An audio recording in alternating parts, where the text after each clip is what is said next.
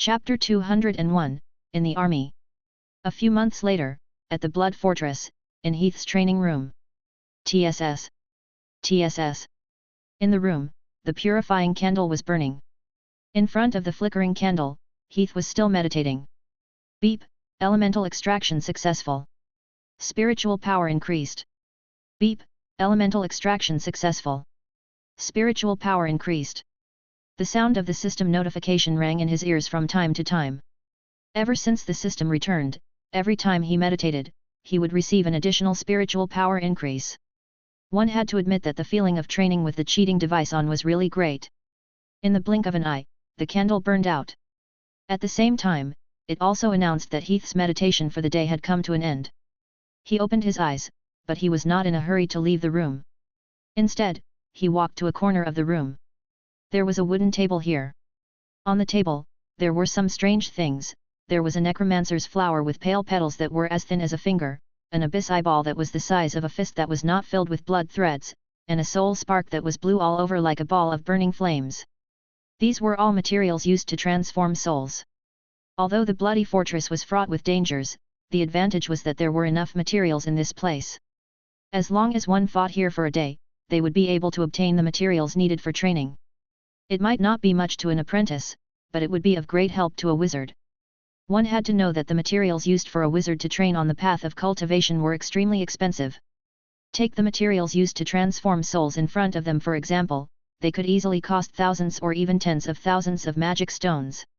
Just the table in front of him added up to tens of thousands of magic stones. And these were only the materials used for a single wizard's cultivation. Danger always accompanied profit. Just like what Cassandra said, although the bloody battlefield was extremely dangerous, it was also full of opportunities.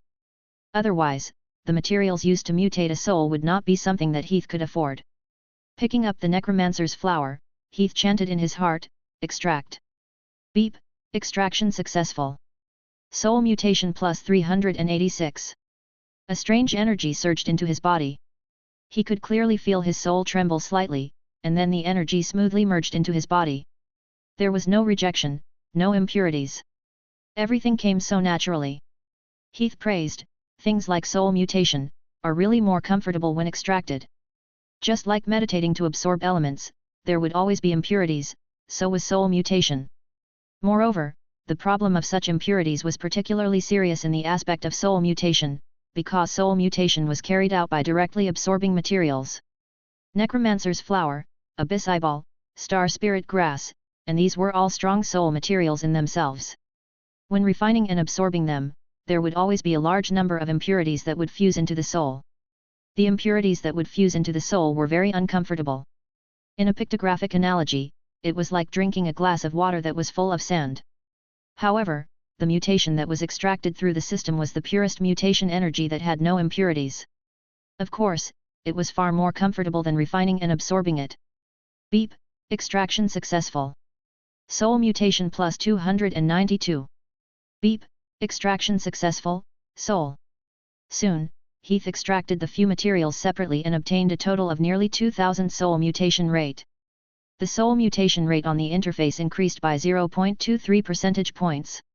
Heath said reluctantly, if only I had more materials. Wouldn't he reach out to the stronghold? Wasn't it free anyway? He wanted to, but there was nothing he could do. Because of the impurities, wizards could not undergo soul mutation continuously. After each mutation, they needed some time to send out the impurities, recuperate their souls, and so on. The materials provided by the Bloody Fortress were also provided according to the cycle of a wizard's cultivation. Before the next cultivation cycle, if he rashly applied for the materials from the fortress, he might not get permission. On the contrary, it would make people suspicious. If people knew that he did not need to deal with the impurities to undergo soul mutation continuously. Wouldn't that be a joke? Touching his chin, Heath pondered, I'd better find an opportunity to go out for a walk. Recently, he had gained a better understanding of the bloody battlefield. The area where the bloody battlefield was located was called the Sealed Land. It was also a land of wizard resources and wizard domains. Its territory was not inferior to the Dark Forest, it was also a land of high-level resources with extremely high elemental content and abundantly rich resources. There were countless kinds of high-level materials and rare treasures here. Moreover, because there was no competition, the materials here were far more abundant than those outside. It was only because of the pollution that the materials here could not be directly consumed. It belonged to the dark wizard region, so no one cared about it. However, this kind of contamination was a serious or even fatal threat to other wizards. However, it was insignificant to Heath. He had already tried it in the past few days. If he used the system to extract it, he could obtain energy directly without being infected. In other words, this polluted place that everyone avoided was a treasure trove for him. I'll apply for a transfer after I'm done. He had already calculated that he would apply for a transfer to Robert after he was done with his work. Recently, he had been participating in the improvement of the defense plan, so he couldn't leave for a while. After extracting all the materials, Heath immediately put the materials back in their original positions. It wasn't suitable to absorb and refine the materials after the meditation just now, and it was almost time for dinner. It wasn't too late to refine them after going out for a meal. With this in mind, Heath grabbed a cloak and put it on before heading out. He came all the way to the open space on the east side of the fortress. This was the place where the warriors usually walk and cook. There was no need to count on places like the dining hall of the military fortress. The food was all carried out in the open space. At this moment, there were many stoves built with stones in the open space. A few long wooden sticks were crossed in the middle, and a black wok was set up on top. There were all kinds of ingredients on the long wooden table next to it. The cooks were preparing the food to be put into the pot in front of the table. The grey smoke released by the burning wood mixed with the steam from the boiling water rose up.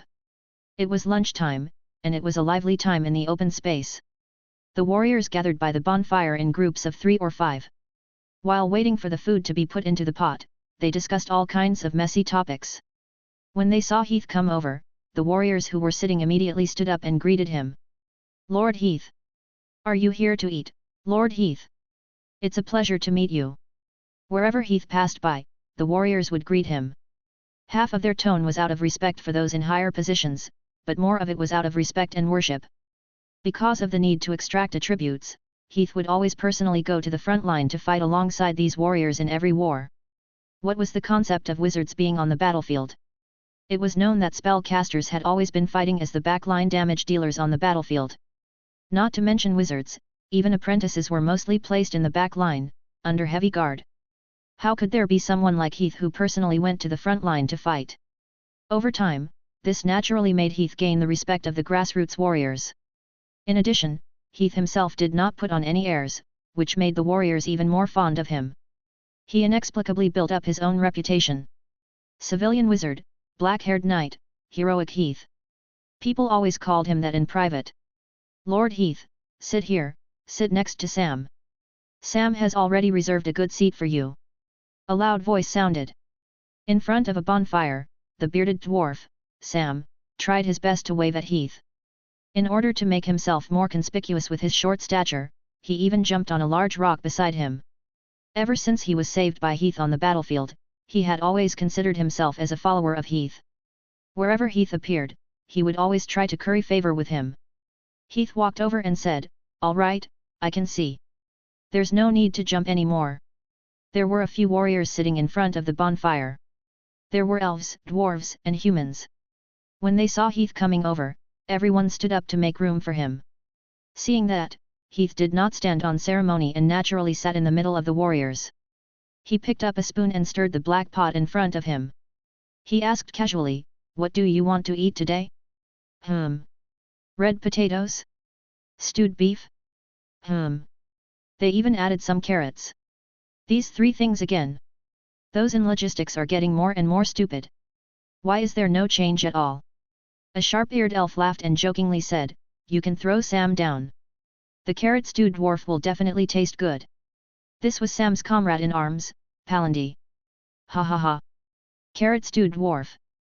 Palandy's teasing caused the crowd to burst into laughter. Sam blew his beard and glared, "Palandy, you sharp-eared sissy, do you want to taste my axe?" Palandy said scornfully, "Only a retarded elf would let a dwarf get close." Elves and dwarves were different races. They looked at each other like idiots. Even if they became comrades, they would often hit each other. They would quarrel and scold each other almost every day. Most of the time, the dwarves were at a disadvantage. After all, the elves were only a little arrogant, but the dwarves were usually too straightforward. Wizard Heath! At this moment, a shout came from behind. Heath turned his head and saw a few figures running hurriedly from behind. They were all people he knew. Chapter 202, Experience. There were 3 people who came over. They were the 3 apprentices who were in charge of taking care of him. Roval, who was walking at the front, jogged over and said, "Wizard Heath, why are you here again? Didn't we say that we would prepare any food you need for you?" As he spoke, he looked left and right, his eyes showing a bit of disdain.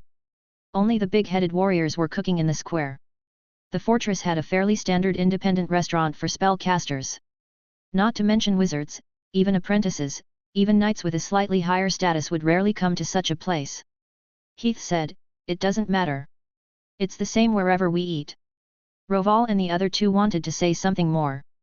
However, Heath had already made up his mind. "All right, I can decide what I want to eat for lunch. The 3 of you can go back." After saying that, he no longer paid attention to the 3 of them. He picked up the fire tongs by his side and poked them into the charcoal fire. He took out a roasted potato from the inside, tore open the charred skin, and started to eat it with the charcoal ashes without any dislike. His approachability once again made the warriors respect and even feel flattered. This world's class perception was imprinted in the bones. There was always a layer of separation between the superior and the inferior. That was the existence of identity recognition. It was not that there were no wizards like Heath who could naturally mingle with ordinary warriors, but that was also extremely rare. This. Roval and the other 2 looked at each other. Even Heath stayed behind, how could the 3 of them leave? As a muggle, Peter was the first to accept reality. He suggested to the other 2, "In that case, let's eat here too and see if we can help." The remaining 2 were unwilling to say anything. Soon, the food was served. The vegetables were beef, mixed with potatoes and radishes, and boiled in the pot until they were rotten. Finally, special spices were added. It was a very common cooking method, and the special part was that the spices here were specially made by wizards. Some magic ingredients were mixed in, and they had some effects that could restore physical strength. The beef that came out like this was fat but not greasy. One bite was like it was melted in the mouth, and a unique taste that was mixed with spices gently filled the entire mouth. When the food was consumed with spices, one could feel the obvious warmth in the lower abdomen as if a ball of fire had been ignited. An endless stream of power flowed through their limbs and bones to their entire body. The fatigue on their body dissipated in an instant. Sam shouted at Palandy, pointy-eared, "Take out your fruit juice. Don't be so stingy." The teams that dined here were all combat troops that took turns. Although Robert's rule was strict, the rest days would let the soldiers relax. Palandy took out a wine flask. After the lid was opened, a refreshing fragrance of flowers filled the air, mixed with the fragrance of soil, making people feel as if they were in a lush forest. This was the forest heart wine of the elf clan, a specialty of the elf clan. Palandy found a few clean oak cups and poured them for the few of them. Most elves were misophobic and would not give their wine sachets to others, no matter how noble the other party's status was. Sitting on half of the wooden stake, Heath ate the boiling beef and drank the elf wine, indulging in the exotic military style, relaxing his body and mind. At this moment, he no longer thought of himself as a wizard. Instead, he thought of himself as a warrior on the front line, enjoying the life of a warrior. Although Heath was obsessed with magic and was called a magic madman by the outside world, he was not prepared to let his life be just magic. Using magic to experience all kinds of life pleasures was what he really wanted to do. When he had time in the future, he was prepared to go to the secular world to live for a period of time. He would do nothing but purely experience life as a mortal. He wanted to become a knight, a painter, a carpenter, or even a farmer. He wanted to feel the passage of time and experience growing old slowly. As a wizard, he felt that it was best to experience everything. As a wizard, he also had ample time to experience these things. An ordinary life also had the essence of an ordinary life. Perhaps he could learn something from it. Lord Heath. At this time, a human knight came over with a glass of wine and asked, "I heard that the recruitment of warriors has encountered difficulties recently. Is this true?" The other warriors beside him also started to discuss. "Speaking of which, it has been a long time since I saw any new recruits coming to the bloody fortress. Isn't that so? The new recruits sent over from the White Highland 2 days ago were less than 1,000 people, and I heard that their quality wasn't good." Wizard Heath, Can you tell us about it? Everyone looked at Heath. Heath nodded. Recently, the source of the warriors has indeed been a little tense. Recently, there had been many waves of wraiths in a row, and many of the combat troops had been lost. The follow-up troops were also somewhat unable to keep up with the pace. Pausing for a moment, he explained, but this is only a small matter. Commander Robert is already coordinating with them. The bloody fortress is related to the survival of the entire West Coast. The rulers will not just ignore it. Everyone's expressions calmed down. Sam cursed, hopefully we can resolve this as soon as possible. We alone won't be able to defend this shitty place. After lunch, Heath went back to his room to take a nap. Then, he got up and went to the military conference room of the fortress. He had a military conference to attend this afternoon. He had just arrived at the corridor in front of the conference room when he heard Robert's curse coming from inside. Damn those White Highland, are they tired of living? They dare to send just anyone to me. If something goes wrong, will Malito be able to bear the responsibility? They are not capable of fighting bravely, but they are more and more cunning. These damn bastards, they should all be sent to the final judgment. Heath walked into the military conference room and saw a circle of military generals gathered in the conference room. Robert was currently in the office in the inner room, throwing a tantrum at a few military officers, banging the table loudly. Heath found a familiar general among the crowd and walked over to ask, "Wizard Baxter, did something happen?" Wizard Baxter turned his head. "Wizard Heath." He then explained, "What else? Isn't it because of the new recruits?" Heath was puzzled. "Is it really that bad?" Wizard Baxter nodded, "Yes, there are more than 1,000 warriors. There are only 3 wizards, less than 50 apprentices, and less than 100 knights. Most of them are apprentice knights, and there are even 200 farmers among them." Heath's mouth dropped open. Although he had heard that there was a problem with the army sent by the White Highland, he did not expect it to be so ridiculous. Was this not just a perfunctory response? Baxter said angrily, "The White Highland is too much. There were people who did the business of killing people, but no one asked about the business of losing money. The bloody battlefield had sent people and contributed, but there was basically no return. Naturally, it was not welcomed by the rulers everywhere. Over the years, there were rulers who tried every means to avoid and reduce the number of conscription, bargaining over the number of conscription warriors and supplies, sending crooked melons and cracked dates to fill in the numbers, and so on. Of course, sending farmers like this was still relatively rare. Day. Right at this moment, heavy footsteps sounded, and Robert, who had lost his temper, walked out of the inner room. He said with a dark face, "Let's have a meeting." Chapter 203, Transfer Order. During the meeting, Robert made a series of arrangements. Heath noticed that many of the arrangements were handled by Robert on a daily basis, but now they were all arranged out. Just as Heath was surprised, Robert said, "I'll leave the defense of the fortress to you. I have to go back to the Tower of Order. If we don't solve the issue of the source of troops, we'll be in big trouble sooner or later. While I'm away, I'll leave the military control to you too. Is there a problem?" The 2 people named were both human. They were very famous military generals of the West Coast. There were still very few wizards who knew about military affairs in the bloody fortress. Most of the military plans were still carried out by the outstanding generals of the human race. It was strange to say that although the human race did not have much power, they seemed to know how to use their power better than anyone else. Robert was very good at commanding battles, but many of the specific military arrangements were still made by the human generals. The 2 of them said, "No." A few days ago, the fortress had just experienced a large-scale wraith tide. After such a strong tide erupted, it would usually take a long time before it would make a comeback. Even if there was an attack, it would only be on a small scale. In that case, Robert then made a series of detailed arrangements. In a corner of the conference room, Heath was a little absent-minded as he listened to Robert's arrangements. He had originally wanted to propose a transfer to Robert during this meeting, but now it seemed that the transfer was a failure. "Heath. Wizard Heath." Robert raised his voice. Heath came back to his senses. "Commander." Robert frowned. "Wizard Heath, did something happen? Why are you distracted during the meeting?" He was caught in a daze. Heath quickly said, "Sorry, Commander, I'm thinking of what other improvements can be made to the 331 formation. Currently, the warriors still have some problems in changing their formation. Hearing this, Robert's expression immediately turned from dark to clear. He nodded and said, "If those rulers can send 1 or 2 talents like Wizard Heath, I won't talk about them." The atmosphere was heavy for a long time. The generals quickly took the opportunity to joke. "Ha ha ha, Commander, then you're making things difficult for the rulers.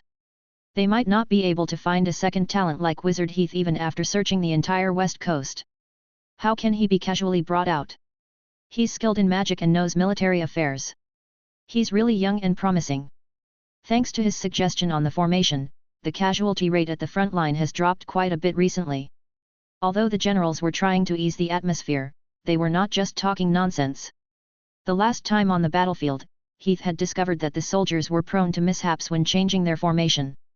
After a few careful observations at the front line and combining it with his own military knowledge, he gave Robert a suggestion. Change the 442 formation to the 331 formation. He had explained it in detail. This plan was highly valued by Robert, and he found a few areas on the battlefield as a pilot. As Heath had expected, the change in formation was much smoother, and the casualty rate had dropped a lot. This made Heath famous at the Round Table. He was a wizard, a grand knight, and he knew military tactics. The key was that he was handsome. How could such a talented person not be liked? Robert's expression softened a lot. He said, "If you have any new ideas, let me know in time. During my absence, leave it to Alta and Cullen. They will take it seriously." Heath said, "Yes." That was close. Fortunately, he was smart enough. Heath heaved a sigh of relief. The meeting continued until it ended. The day after the meeting ended, Robert took an airship and left.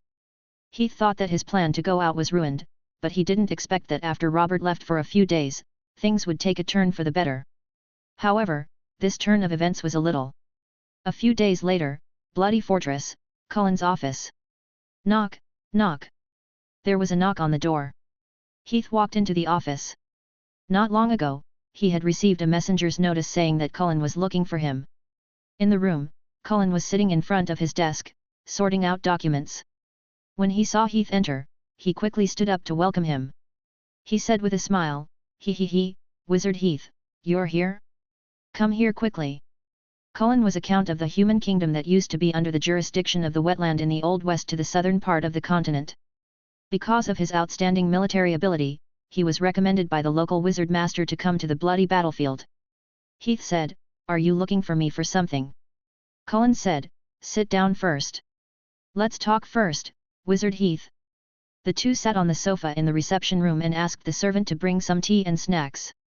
Cullen then took out a map made of sheepskin and opened it on the table. It was a panoramic map of the sealed land. On it was a few areas marked with red circles.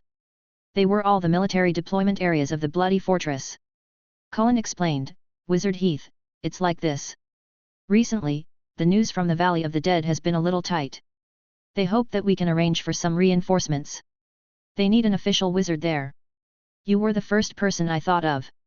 In addition to the fortress, Robert also deployed small troops around the fortress and some important military strategies.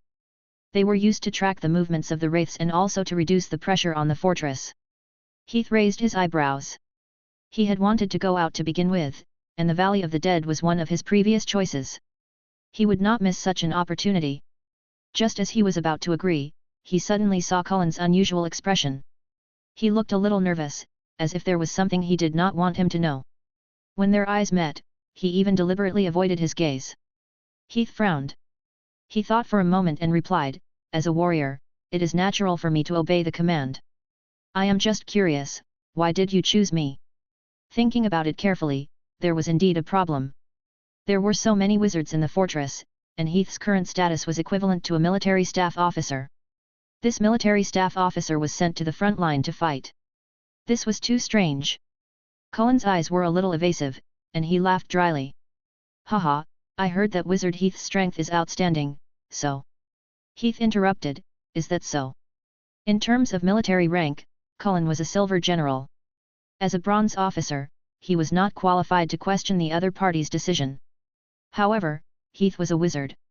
He was a human, not to mention that he was the favorite in front of Supreme Commander Robert. Of course, there was no need to be afraid of him. Cullen wanted to decline. Haha, Wizard Heath, you're joking. Heath tried to persuade him, Count Cullen, we have worked together for so long, I think we should understand each other. I can still keep a secret.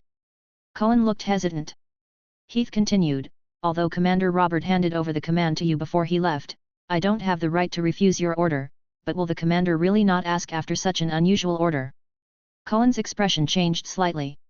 Heath said, I think we should talk openly. I promise I won't make things difficult for you. Cullen's expression struggled for a while. This. Finally, he sighed. All right.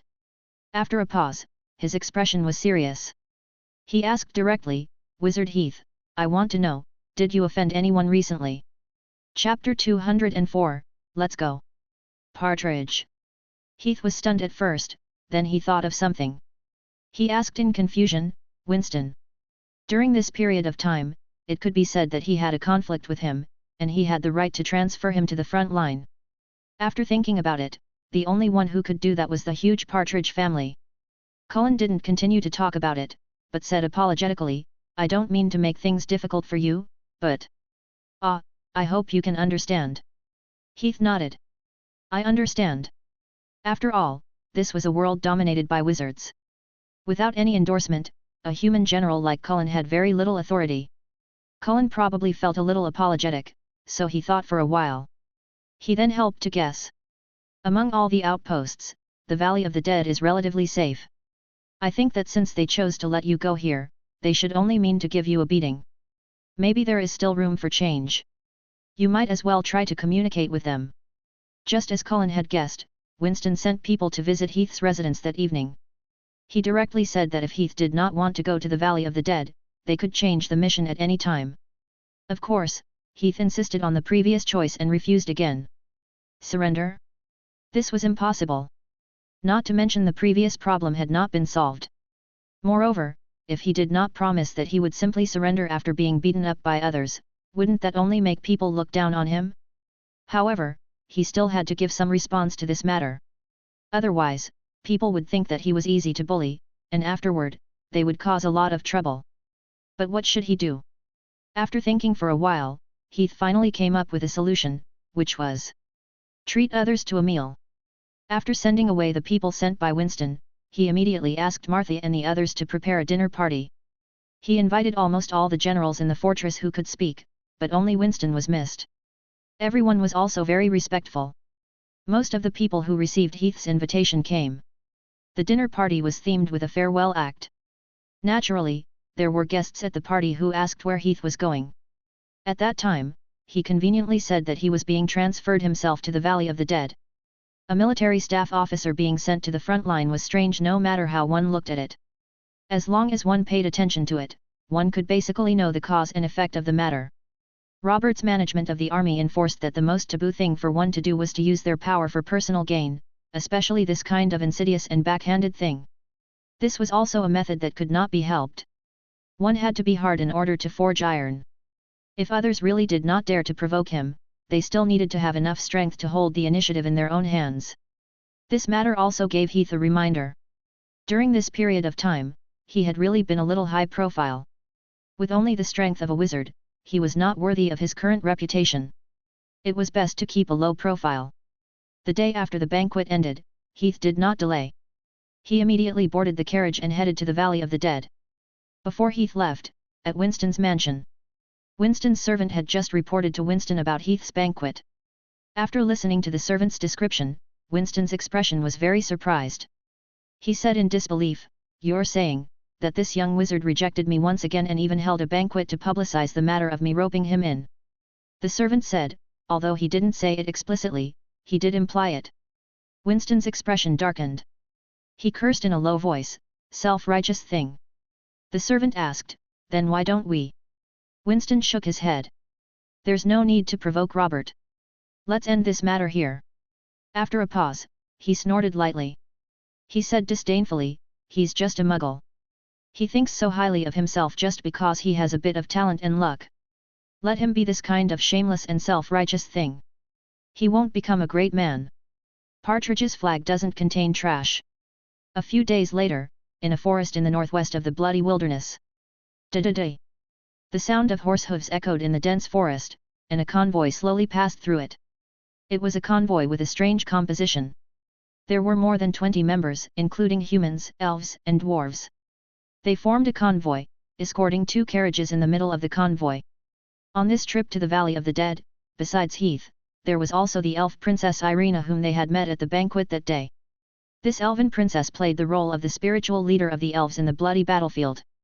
Whenever she had nothing to do, she would go around to comfort the warriors and cheer them on. Recently, the Valley of the Dead was in a tight situation and the fortress could not provide much support, so they asked the elven princess to go there to calm the warriors down. Since Heath was also going there, he naturally went along with them. At the same time, he wanted to reduce the security pressure on the elven princess.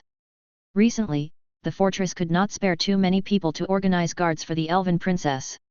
In the carriage, Heath was quietly reading a book. Along with him were Martha and the other 2. As Heath's apprentices, they naturally followed him wherever he went. At this time, Martha was building an ice summoning spell Ice Elemental Guard from a magic book, but it was obviously not the main point. She chanted the spell several times but could not release it. Beside her, Roval and Peter started to pay attention to her. Focus, you have to focus on chanting the spell. I'm already very focused, okay. It's not a matter of concentration, it's the model. The model has a problem. Have you checked it carefully? I built it exactly like in the book, okay. Martha pouted angrily. At this moment, Heath, who was next to her, said without raising his head, change the arrangement of the 3rd ring's crivet to Civil's arrangement and try again. The 3 of them were stunned. Martha closed her eyes doubtfully and entered her spiritual sea, making changes to the model according to Heath's words. After a while, she opened her eyes and raised her hands to chant the spell again. Unlike the situation where she collapsed halfway through the spell, a large number of ice elements rolled over and slowly gathered on the coffee table. Not long after, a palm-sized ice creature formed. Martha widened her eyes. It really works. How did it work? Wizard Heath, can you tell me the reason for this? Heath put down the book and explained, the circulation of the elements in crivet's arrangement is weaker, so it's more suitable for mid and low-level talents. Martha has a high-level talent, so the arrangement of crivet will only backfire for her. The arrangement of Civil, which has a faster circulation, is just right. The 3 of them suddenly understood. It's too amazing, just listening to the situation from the side, you can understand it like the back of your hand. Is this the level of a wizard? I really hope that one day I can become like Wizard Heath. No, I'll be satisfied if I can have 1/10 of Wizard Heath's knowledge. The 3 looked at Heath with admiration. Although he did not have any master-disciple status with the 3 of them, Heath would occasionally answer some of the questions they encountered in magic practice as a reward for taking care of him. Just then, the sound of bang bang bang came from outside the window, followed by an honest voice. Lord Heath, Captain Aaron asked me to ask you, is it okay for us to set up camp here today? Half of his head appeared outside the window. It was the dwarf, Sam, who was sitting on a horse's back and was already trying hard to straighten his body. After knowing that Heath was going to be transferred to the Valley of the Dead, Sam volunteered to join Heath's guards. Heath also felt that this honest big beard was very appetizing, so he agreed. Heath raised his head and looked at the bright sky outside. He asked curiously, is it too early to set up camp now? Sam said, Captain Aaron said that the boneyard is just ahead.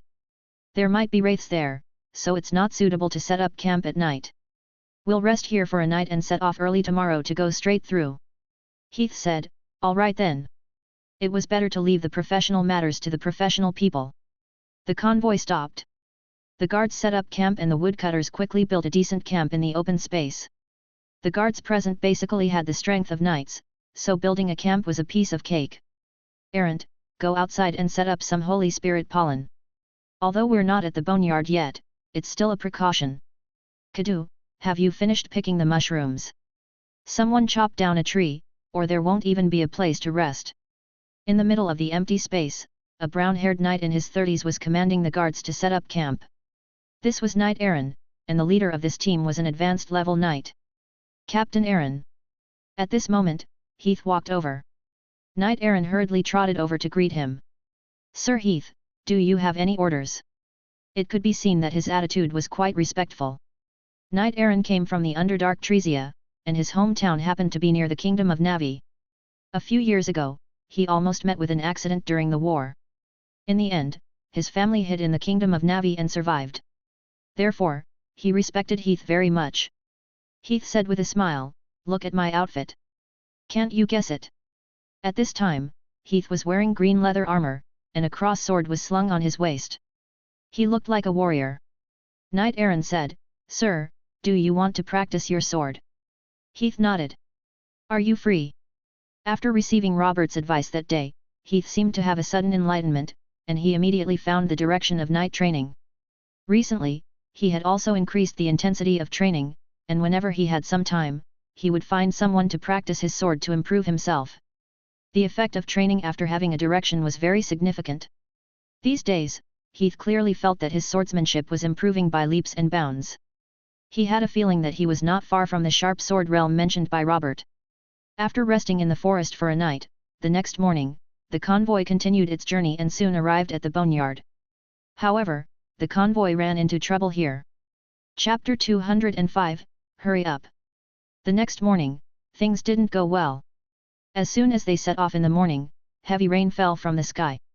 Although it didn't last long, it was exceptionally fierce, indirectly slowing down the team's speed. What was even more depressing was that the wheels in the middle of the journey were stuck in a quagmire. They were delayed for a while more. Although Heath had cast a rain protection spell on the team in time, the team's journey was still far below their expectations. Captain Aaron had planned to reach the boneyard in half an hour, but they were more than twice as slow. It was almost 10 o'clock before they reached their goal. It would have been fine if it was just this alone, but when they came to the River of Death, they encountered a terrible thing. The River of Death. This was the largest river in the sealed land.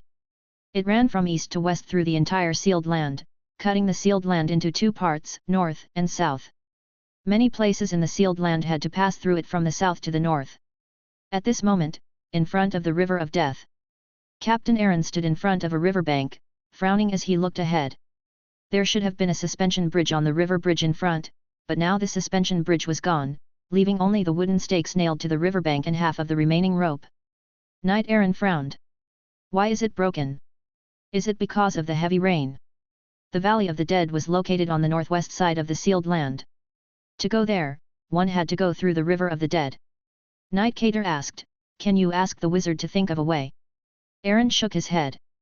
"I've asked, and the wizard has no way." The River of the Dead was not an ordinary river. There were countless wraiths gathered there. Even Heath himself did not dare to rashly go through it, let alone bring so many people with him. Only by using special materials to build a suspension bridge that was covered with magic would the bridge not be polluted and eroded by the wraiths below.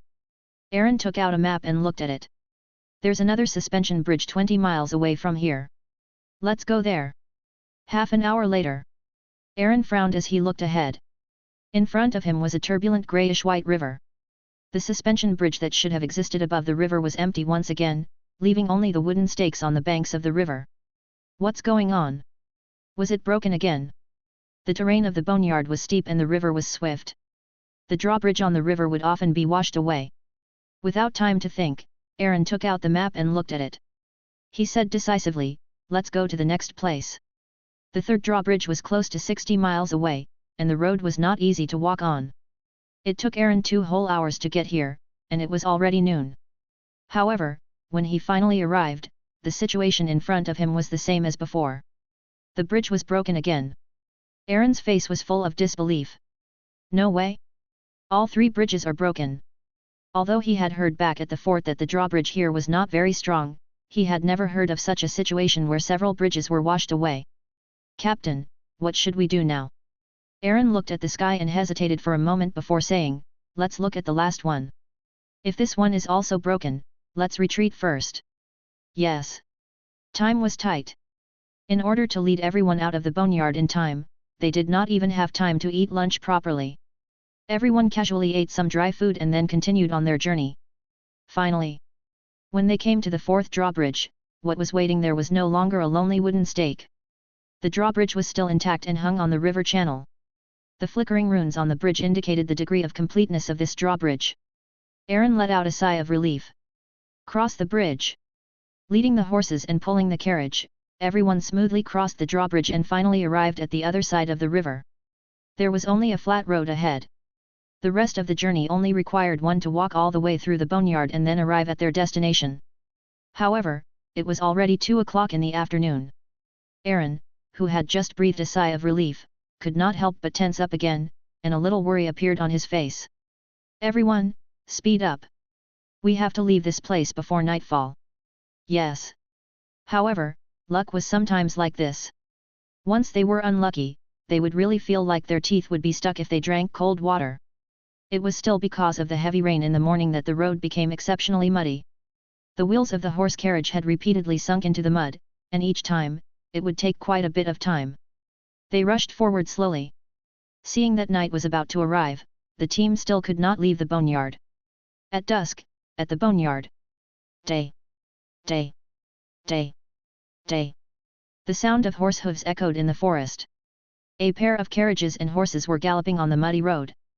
The rolling wheels left 2 long ruts on the ground, and a large amount of mud splashed into the air. Move faster. Everyone, speed up. Hurry up. We have to leave this place quickly. It's getting late. At the front of the formation, Knight Aaron urged again and again with an anxious look on his face. However, just as he finished his sentence, he heard a caw sound. He saw a speeding carriage behind him suddenly shake. Its speed suddenly dropped and it stopped. The carriage lowered to one side, and the wheels below sank into the mud. The convoy could not stop again. Aaron frowned. Hurry up and get the wheels out. Yes. The 2 knights jumped off their horses and walked to the side of the carriage to start lifting the carriage. These were genuine knights. Lifting a carriage was not a big deal, and the wheels that had been trapped by the 2 knights' efforts immediately left the ground bit by bit. Just as the carriage was about to come out, the opposite wheel suddenly caved in with a crack. The 2 knights who were trying their best shook their bodies and lost their grip for a moment.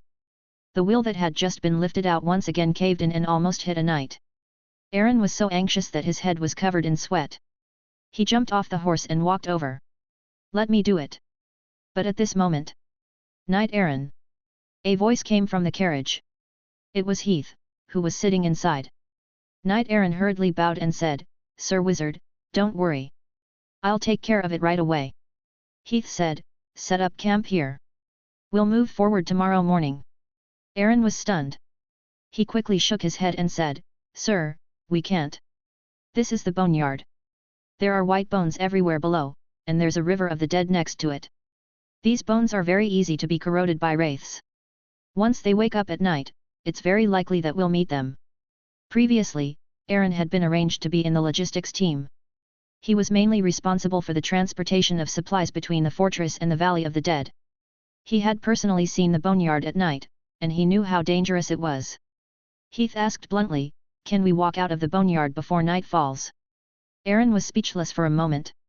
They were still less than 200 miles away from passing through the boneyard, and it was less than an hour before night fell. Heath asked again, if we can't get out and fall into the mud again, and we are besieged by the wraiths at the same time, won't we be even more miserable? Since we will be in a hurry, we might as well set up camp right now and build a defensive position. If we really encounter the wraiths, we won't be completely helpless. Aaron hesitated. But Heath shook his head and said, no buts. Just do as I say. Yes. With Heath's order, Aaron stopped moving and ordered the knights to set up a position. The knights cut down the surrounding thorny trees and built a defensive fence around the carriage. They even dug a simple trench. Heath was not idle either. He took out some materials and helped to set up some defensive magic arrays. When everything was done, night fell. They did not even have time to have a good dinner. Everyone was still as they were at noon. They only ate some dry food in a hurry and then rested on the spot on guard. It was useless to say anything now. They could only pray that the convoy would not be so unlucky. However, perhaps the gods that everyone was praying to were not very reliable, or perhaps these gods did not hear everyone's prayers, nor did they respond to them. In short, the more one was afraid of something, the easier it was to encounter something. Something terrible still happened. Chapter 206, Night Battle. That night, when it was late at night, Heath suddenly got out of the carriage and shouted at Knight Aaron, who was on night duty by the bonfire. Wake everyone up. The wraiths are coming. Due to the special circumstances, he had specially set up a warning magic circle around him before he fell asleep. He had just established a spiritual connection through the magic circle, and he could clearly feel that the negative energy around him was abnormally active. It was clearly a call for the wraiths before they attacked. Knight Aaron's face darkened. What? We still met them. Although he had already prepared himself mentally a long time ago, it was still a little difficult to accept the worst-case scenario when it appeared. Get up, everyone, quickly get up. The wraiths are coming, the wraiths are coming. Get ready to face the enemy. Aaron brandished his crossguard sword and ran everywhere, waking up the sleeping knights one by one. Because everyone had already been inoculated before nightfall, there was no panic when they were woken up. After being told that the wraiths were coming, they all got up and organized their defenses under Aaron's command. Soon, the group of people in the carriage formed a defensive formation with their backs against the carriage. In the front row were the knights led by Aaron, followed by Heath and the 3 apprentices, and at the back were the powerless elf princess and her maidservant. The arrows on the bowstrings reflected cold light under the flickering firelight. The knights held their short crossbows with grim expressions and stared nervously at the fence in front of them. They jumped over the fence and looked behind. Behind the fence was a pitch-black forest, like a huge mouth from the abyss. Rustle. Suddenly, the tree-tops in the distance shook, as if there was a gust of night wind blowing, and there was a slight rustling sound. Something is coming. Green. It's green. A few panicked voices sounded, and Martha and Roval looked ahead uneasily. However, they saw clusters of fist-sized green flames suddenly appear in the forest in front of them. They strangely floated in the air and slowly approached them. As the distance increased, everyone was finally able to clearly see the full appearance of these monsters. Skeletons. Skeletons. The monsters approaching in the darkness were all skeletons. The green flames floating in the air were the empty eye sockets of these skeletons and the soul sparks burning within their skulls. This is too many. How many of these? Really, can we really fight them? Everyone was shocked. The skeletons alone were nothing, but there were too many of them. They were in groups and densely packed like a tide. As far as the eye could see, there were countless of them. Heath was also very surprised. He had heard that there were wraiths in the boneyard in the fortress, but according to what he knew, most of them were small troops. It was really unexpected for so many of them to appear at once. Knight Aaron was the same. According to the few times he had experienced the attacks of wraiths, none of them were on such a scale. Could it really be that misfortune had possessed him? Without time to think, Knight Aaron hurriedly raised his sword and shouted, "Prepare for battle! Prepare for battle!" At the same time, the wraiths officially launched an attack. Roar! The skeletons opened their rotten jaws and let out a terrifying roar. The green flames in their skulls suddenly spread outward. Carrying the green flames that filled the sky, the monsters charged towards Heath and the rest. 50 meters. 30 meters. 10 meters. The next second. Boom! With a loud sound, the skeletons had already come into contact with the battle formation of Heath and the rest. Countless charging skeletons crashed into the bramble fence at the outer perimeter. For a moment, one could only hear a loud caw-caw sound as wood chips were sent flying. Release the arrows! Whoosh! Whoosh! Whoosh! Whoosh! Whoosh! Under the command of Knight Aaron, the knights pulled the triggers one after another. The short crossbows whistled through the fence and rushed toward the skeletons at the back. These were all magic-enhanced wizard tools. The special arrowheads exploded into balls of flames as soon as they hit the skeletons, burning the skeletons all over their bodies in an instant, setting them on fire. Fireball. Gale. Ice arrow. At the same time, Martha and the other 2 behind them also raised their magic tools to cast spells. Fireballs, wind blades, and ice arrows fell into the group of skeletons one after another. Their team's attack was fierce, but there were too many skeletons. Before the skeletons in the front row could fall, the skeletons in the back row had already rushed up, and the stalemate lasted for less than 10 seconds. The fence in front collapsed completely. The dug trenches did not have the effect that they should have. They were quickly filled up by the skeletons rushing over. The skeletons in the back broke through the fence and stepped on the trenches that were filled up by the skeletons of their companions. They quickly rushed up and completely rushed in front of Heath and the others. Knight Aaron decisively ordered, "Draw your swords and prepare for battle." Clang! Clang! A cold metallic explosion sounded. The knights immediately threw away the crossbows in their hands and drew their cross swords. The next moment, they collided with the skeleton army that was charging at them. Could they really win? The moment they came into contact with them, this thought appeared in the minds of every knight. These skeletons were the products of the deep erosion of the wraiths. Each of them had the strength of an apprentice knight or even a knight. Although they basically had the strength of a knight, other than Knight Aaron, who was an advanced level knight, the rest were mostly intermediate level and low level. With such a significant difference in strength, was there really a chance for them to win? Just as everyone was panicking, a long incantation sounded, red hellfire that grows in the land of hell. Red fiery lotus that radiates destruction. The voice was sonorous and powerful. Standing behind them, Heath, who was holding his necromancer's staff high, chanted the incantation. A grey-black cloak fluttered as it was lifted by the overflowing magic power. As he chanted the spell, the temperature in the air suddenly rose. Red fire elements visible to the naked eye gathered from all directions and spread out under the feet of the skeletons, blossoming into flame lotuses. Then, boom! The fire pillars soared into the sky, drowning the skeletons within in an instant. Boom! Boom! Boom! After the first fire pillar, the second, third, and fourth fire pillars. More and more pillars of fire erupted from the ground. A large gust of wind swept these flames towards the entire battlefield, setting off a firestorm on the battlefield. In an instant, the forest turned into a sea of fire.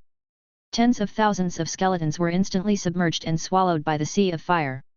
In an instant, the originally dark forest was brightly lit.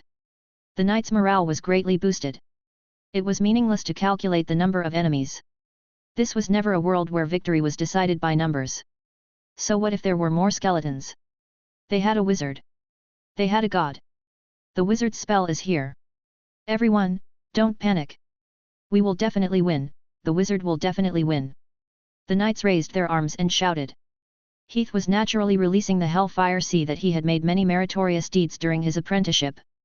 After advancing to a wizard, he did not need to rely on complicated magic circles to cast this spell with his surging spiritual power. He could cast it directly.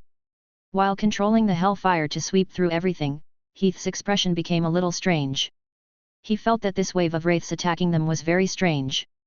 As far as he knew, although wraiths would attack here in the boneyard, the scale should not be large. Usually, it would be tens to hundreds, and the number of thousands was already the highest, and from the start of the attack until now, there were already more than 10,000 skeletons gathered here. Moreover, there were many kinds of skeletons buried in the boneyard. Zombies and ghouls. They had everything. Logically speaking, there should be many kinds of undead that were eroded by wraiths. However, from the start of the attack until now, they were all skeletons. Could it be? Staring at the group of skeletons in front of him, Heath narrowed his eyes. He seemed to have suddenly thought of something.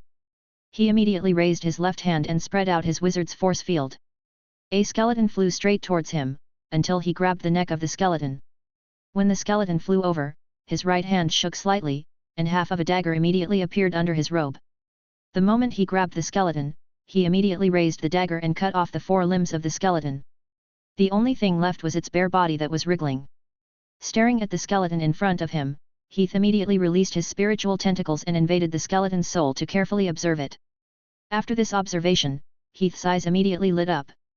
As expected, the skeleton's soul had a remnant of spiritual force that only wizards had. In other words, this wave of wraiths attack was probably deliberately created. There's probably something wrong with the broken bridges from before. Now that he thought about it, the drawbridge from before was also somewhat unusual. Although there were occasional incidents of the drawbridge collapsing due to the special materials, it was a little too strange that several of them collapsed in a row. Who exactly is it? What's the purpose? Could it be that the Partridge family is angry out of humiliation? It shouldn't be that bad. Forget it, I'll know once we find out who it is, but what should I do? I've got it. After thinking for a while, Heath quickly made up his mind. He immediately withdrew the magic power in his body, and the high-pitched chanting of the incantation became intermittent. He looked like he was out of strength. His body even swayed a little, and Peter, who was next to him, hurriedly supported him. Wizard Heath. Peter's expression changed. Knight Aaron, who was in front, also frowned. He quickly turned his head and asked, "Sir Wizard, are you okay?" Everyone had space for the scale of the previous spell. Such a powerful spell relied on Heath alone to support it. It was really hard to imagine how much strength was needed. Heath waved his hand and said weakly, "No. I'm fine. I just need to rest for a while. Peter, help me. Over there." With Peter's help, Heath walked to the back of the carriage and rested somewhere far away from the battlefield. "Sir, you can rest here. I'll go over first." "Okay, go." After giving some instructions, Peter quickly rushed back to the battlefield, leaving only Heath on the spot. At this moment, a cold light lit up in the depths of the forest and quickly locked onto the single Heath. Chapter 207, Counterattack. At this moment, the night sky was still dark. Under the illumination of the 3 blood moons in the sky, the tens of thousands of skeletons on the ground were pulled out one by one into a ferocious shadow. Among the tens of thousands of black shadows, there was indeed an extremely strange one. It actually extended all the way from the forest, just like a long snake that was being stretched endlessly. This long black snake passed through the chaotic battlefield and extended straight towards Heath. At this time, everyone's attention was focused on the battlefield. No one noticed this inconspicuous shadow. In a moment, it was already 5 steps away from Heath. Seeing that the shadow was about to attack Heath, a crisp female voice suddenly sounded from the carriage behind. "Be careful, wizard." This voice instantly woke up everyone on the battlefield. Only then did everyone notice the strange shadow on the ground, and they were immediately shocked. "Lord Heath, quickly dodge. Quickly leave that place. Protect the Lord Wizard."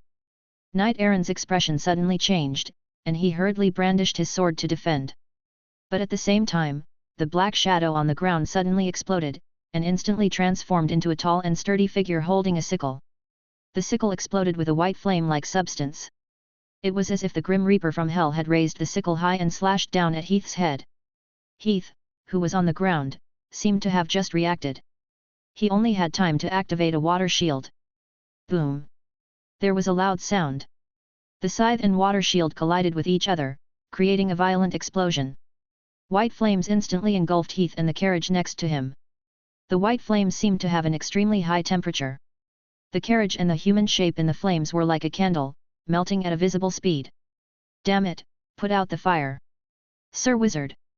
Knight Aaron rushed back in a hurry.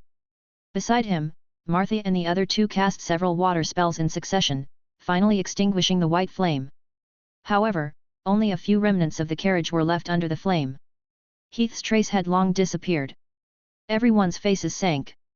"Where's the wizard? It shouldn't be. It can't be, it can't be, it can't be.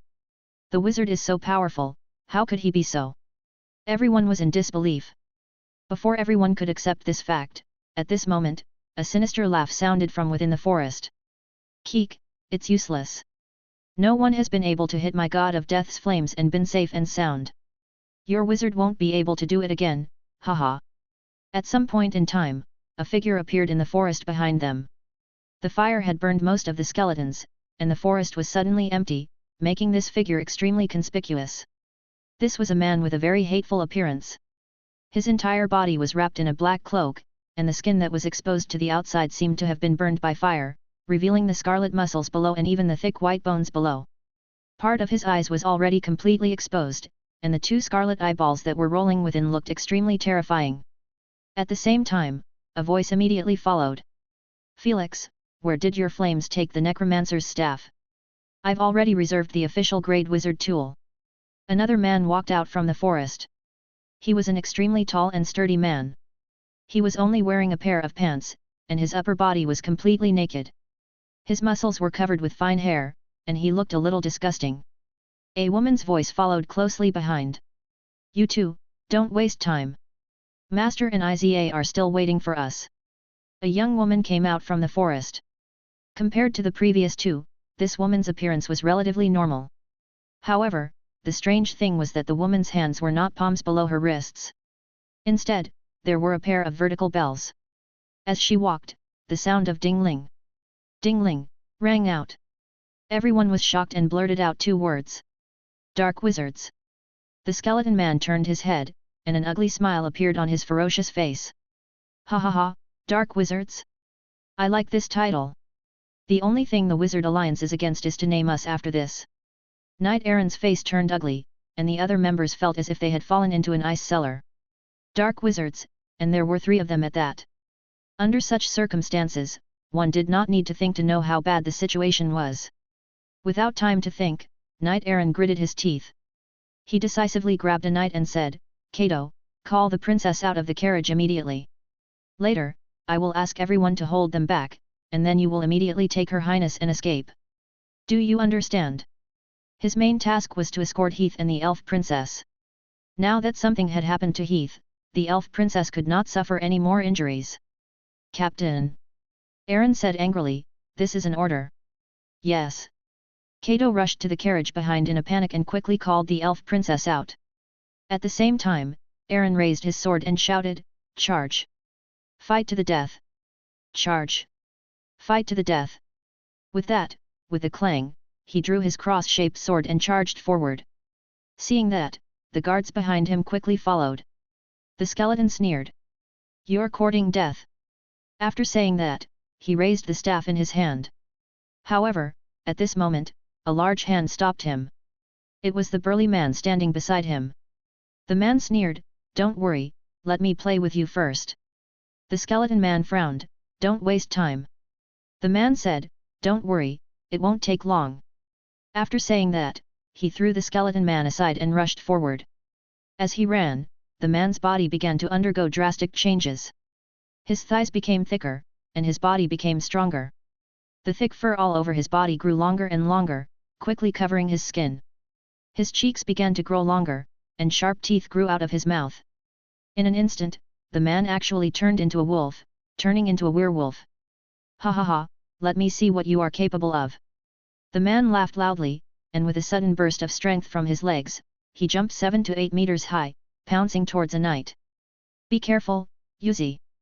The knight's reaction was extremely fast. The first thing he did was to stabilize his lower body and raise his cross-shaped sword to meet the enemy. He collided with the werewolf's sharp claws, and with a loud bang, the werewolf did not move at all. The knight who was trying his best to defend was sent flying. Everyone's expression changed drastically. "Ha ha ha! Too weak! Too weak!" The werewolf laughed maniacally as he charged into the group of knights. He charged in all directions like a tiger charging into a flock of sheep. Wherever he passed by, no knights were his match. In the blink of an eye, all the knights had fallen to the ground.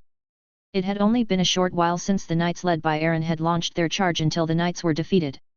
Cato, who was behind them, had not even had the chance to break out of the encirclement with the elf princess before all the knights had fallen. Time seemed to have stopped at this moment. The knights stumbled together and looked in front of them with pale faces. Their eyes were filled with despair. The smile on the werewolf's face became even wider. He continued to walk forward, but at this moment... Crash! At this moment, a crisp sound suddenly rang out. It was the remains of more than a dozen skeleton wraiths in the middle of the empty ground that suddenly extinguished the green flames in their skulls. Then, they shattered into a pile of broken bones. The werewolf's footsteps paused. He asked in surprise, "What the hell are Master and Iza doing?" The bell-like woman behind him said, "All right, Leuman, let's end this quickly. Master and Iza are already expressing their dissatisfaction with us." The werewolf said dispiritedly, all right. Anyway, there's really nothing interesting about such a thing." As soon as he said that, an overbearing voice suddenly came from the forest. "Since that's the case, how about I play with you?" This sudden voice made the werewolf slightly startled. He subconsciously turned his head to look outside the forest. Who is it? However, he only saw a black shadow on the other side. The moment he turned his head, a black shadow suddenly appeared behind him. The black shadow quickly filled with colors, and the blurry outline became clear in an instant. In an instant, it turned into a human figure. The werewolf's 2 companions' expressions changed drastically. "Leuman, be careful!" At the same time, with a clang, the human figure behind the werewolf drew his cross-shaped sword and slashed down at the werewolf's head. Chapter 208, Truth. "Leuman, be careful! Get out of the way!" 2 hurried reminders rang out, and the expressions of the bell lady and the skeleton man changed. However, their reminders were still a step too slow. At the same time as their voices rang out, the white and large black and red cross sword had already slashed down, its momentum like the wind. The werewolf was about to be cut in half, but at this critical moment, all the hair on the werewolf's body stood up, and an incredible energy burst out from his body. Like a cannonball, he instantly shot out. He barely dodged it. Hoo-hoo! Hoo-hoo! However, this seemed to have exhausted the werewolf's strength. His large mouth let out a heavy breathing sound, and he looked back in panic. Although he had dodged the vital parts just now, a long wound was still made. At this moment, the wound was open and bloody. What was even more strange was that there was a golden substance on it, as if it was a flame attached to his body. Seeing this golden substance, the three dark wizards were shocked. They almost shouted in unison, "Apocalypse!" The three dark wizards were on guard as if they were facing a great enemy. They looked at Heath warily. The skeleton man said, "Damn it, how can it be an apocalypse night? Isn't he a wizard?" The werewolf said furiously, "Felix, didn't you say that your flame has never failed? Why is he still standing here? You better give me an explanation, or I'll break your neck." The bellwoman said, "Internal strife should be divided into time. It's both an apocalypse and wizard. This is not easy to deal with." Contrary to the three dark wizards who had a drastic change in expression, Knight Aaron and the others were ecstatic. "Sir Wizard! That's great, you're still alive." Heath raised his hand and gave them a simple reply. Then, he turned his attention to the three dark wizards in front of him. The three of them immediately became nervous. To be able to dodge their attacks and even come back to launch a sneak attack, and now to be able to reveal that he was a Grand Knight, this strength had far exceeded their expectations. It was definitely not something that ordinary light wizard could compare to. The bell lady frowned. "Be careful, don't fail miserably." The werewolf said coldly, "He's just a wizard. No matter how powerful he is, there's only one person. Let's attack him together and kill him." The bell lady said, "Send the signal, tell Master and Iza to come over." The skeleton man raised his staff and pointed to the sky. A fireball rose into the sky and exploded. Then, the three of them waited vigilantly. However, after waiting for a while, there was no movement. The werewolf frowned. "What's going on? What are those two bastards, Master and Iza, doing? Are they blind?" The bell lady silently glanced at the skeletons on the ground, her eyes suddenly filled with unease. Heath laughed and said, "Are you waiting for this?" As he spoke, he flipped his right hand upwards, and two round things suddenly appeared in his hand. He then casually threw those things forward, but there was a gulp sound. The two objects rolled onto the ground like rubber balls. At this time, everyone finally saw clearly that they were two bloody human heads. The three dark wizards were shocked. "Master! Iza!" These heads were none other than their companions, the two dark wizards who were supposed to be in charge of the magic array at the back. Wraiths were not something that could be easily controlled. With their strength as early-stage wizards, they had to rely on the magic array. The remaining two wizards were the key to controlling the magic array at the back. However, they did not know that Heath was also proficient in magic arrays. During the previous battle, he had vaguely guessed that the other party was controlling the wraiths through magic arrays through the circulation of magic power. Hence, he immediately found the core of the magic array after faking his death. The two dark wizards were focused on controlling the magic array and did not notice his arrival at all. Their heads were easily chopped off by him. The atmosphere froze at this moment, and in the next moment, the werewolf shouted, "Do it!" After saying that, he jumped up and charged towards Heath. At the same time, the bell lady shook the bell with both hands, making a series of ding-ling, ding-ling sounds. Along with this sound, the skeletons lying on the ground stood up one after another. After pulling up this team of undead, the bell lady's originally frozen face slightly relaxed. Although her undead spell could not compare to the wraiths controlled by the magic array, it was still quite considerable in terms of scale. However, the smile on her face did not last long before it froze again. Facing the werewolf that was attacking, Heath's figure flashed, instantly retreating dozens of meters away. At the same time, he waved his right hand upward, holding the necromancer's staff in his hand.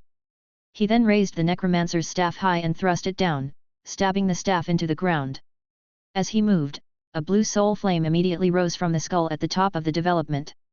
It poured into the ground like water, and a strong aura of death instantly spread out. Kika! Kika! A crisp kika sound rang out, and the hard ground suddenly broke open one hole after another. One after another, the undead crawled up from the ground, covered in skeletons, zombies, and ghouls. Their aura was no weaker than the undead army that was pulled up by the Bell Lady. The battle began once again. Heath raised Red Demon with both of his hands and led the undead army to attack the three of them. They quickly engaged in an intense battle. At the same time, Knight Aaron immediately followed with his men. Quick, quick, quick! Go and support the Lord! Draw your swords and fight! Draw your swords and fight! The knights swept away their previous dejection and despair. Their morale was greatly boosted as they raised their swords and shouted their slogans before charging forward. In an instant, cold light shot out in all directions, and the sound of swords clashing against metal rang out loudly. This battle had undoubtedly developed into a crushing situation from the very beginning. Without the support of the magic array, the team of undead that the Bell Lady pulled up was just an ordinary undead spell. Its undead characteristic was comparable to the team of undead that Heath had pulled up with the necromancer's staff. In terms of numbers, Heath even had a slight advantage. Besides summoning the undead, the Bell Lady obviously did not have any other offensive means. As soon as the battle started, Heath went straight for the Bell Lady. During this time, although two of her companions tried to come to her rescue, they were surrounded by the undead under Heath's control. In addition, Knight Aaron was leading the team to hold them back. Heath, who had let go of his hands and feet, quickly closed in on the Bell Woman and began to slash her. Her defensive spell was a bone shield.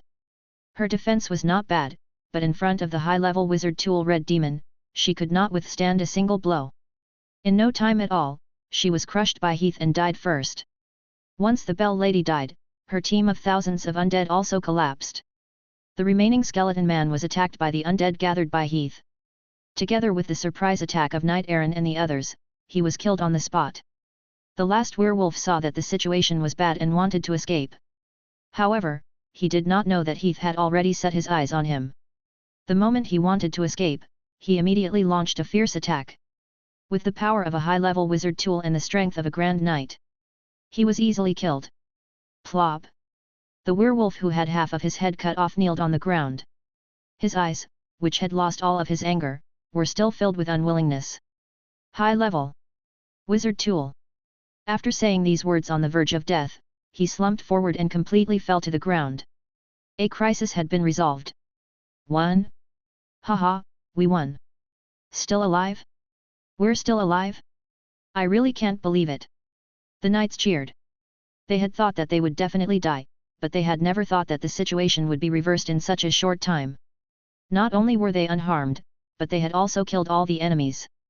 One had to know, these were 3 dark wizards. Who? Heath, who was standing at the side, did not join the knights' celebration. After he was done, he walked towards the corpses in front of him and extracted them. Extraction. Beep, extraction successful. Spiritual force plus 0.6. Beep, extraction successful. Dark element affinity plus 1. Beep, extraction successful. Spiritual force plus 3. Beep, extraction successful. Obtain soul fragment. Beep, extraction successful. The system's crisp notification rang continuously, filling Heath's stomach in one go. Just his spiritual force alone was fully extracted to around 2.3. After that, he even extracted the affinity with the dark elements and spiritual force. It had to be said that the wizard level was indeed much more nutritious than the apprentice level. Then, Heath came to the witch with the Bell Lady and squatted down to grope her body, as if he was looking for something. After a while, he took his hand out of the witch's inner pocket, and there was already an item in his hand. It was a unique badge. There was a pattern on the badge. It looked like an eye, but it was embedded in a triangular composite magic array. Under the pattern was a row of small words that said, "Truth is eternal." Staring at the badge in his hand, Heath frowned. In the wizard world, no matter where, all wizards would be familiar with this badge and the row of words at the bottom of the badge. This was because it represented a famous dark wizard organization in the wizard world. The Church of Truth. Chapter 209, Sharp Sword. Compared to the wizards under the Wizard Alliance, the structure of the dark wizards was relatively loose.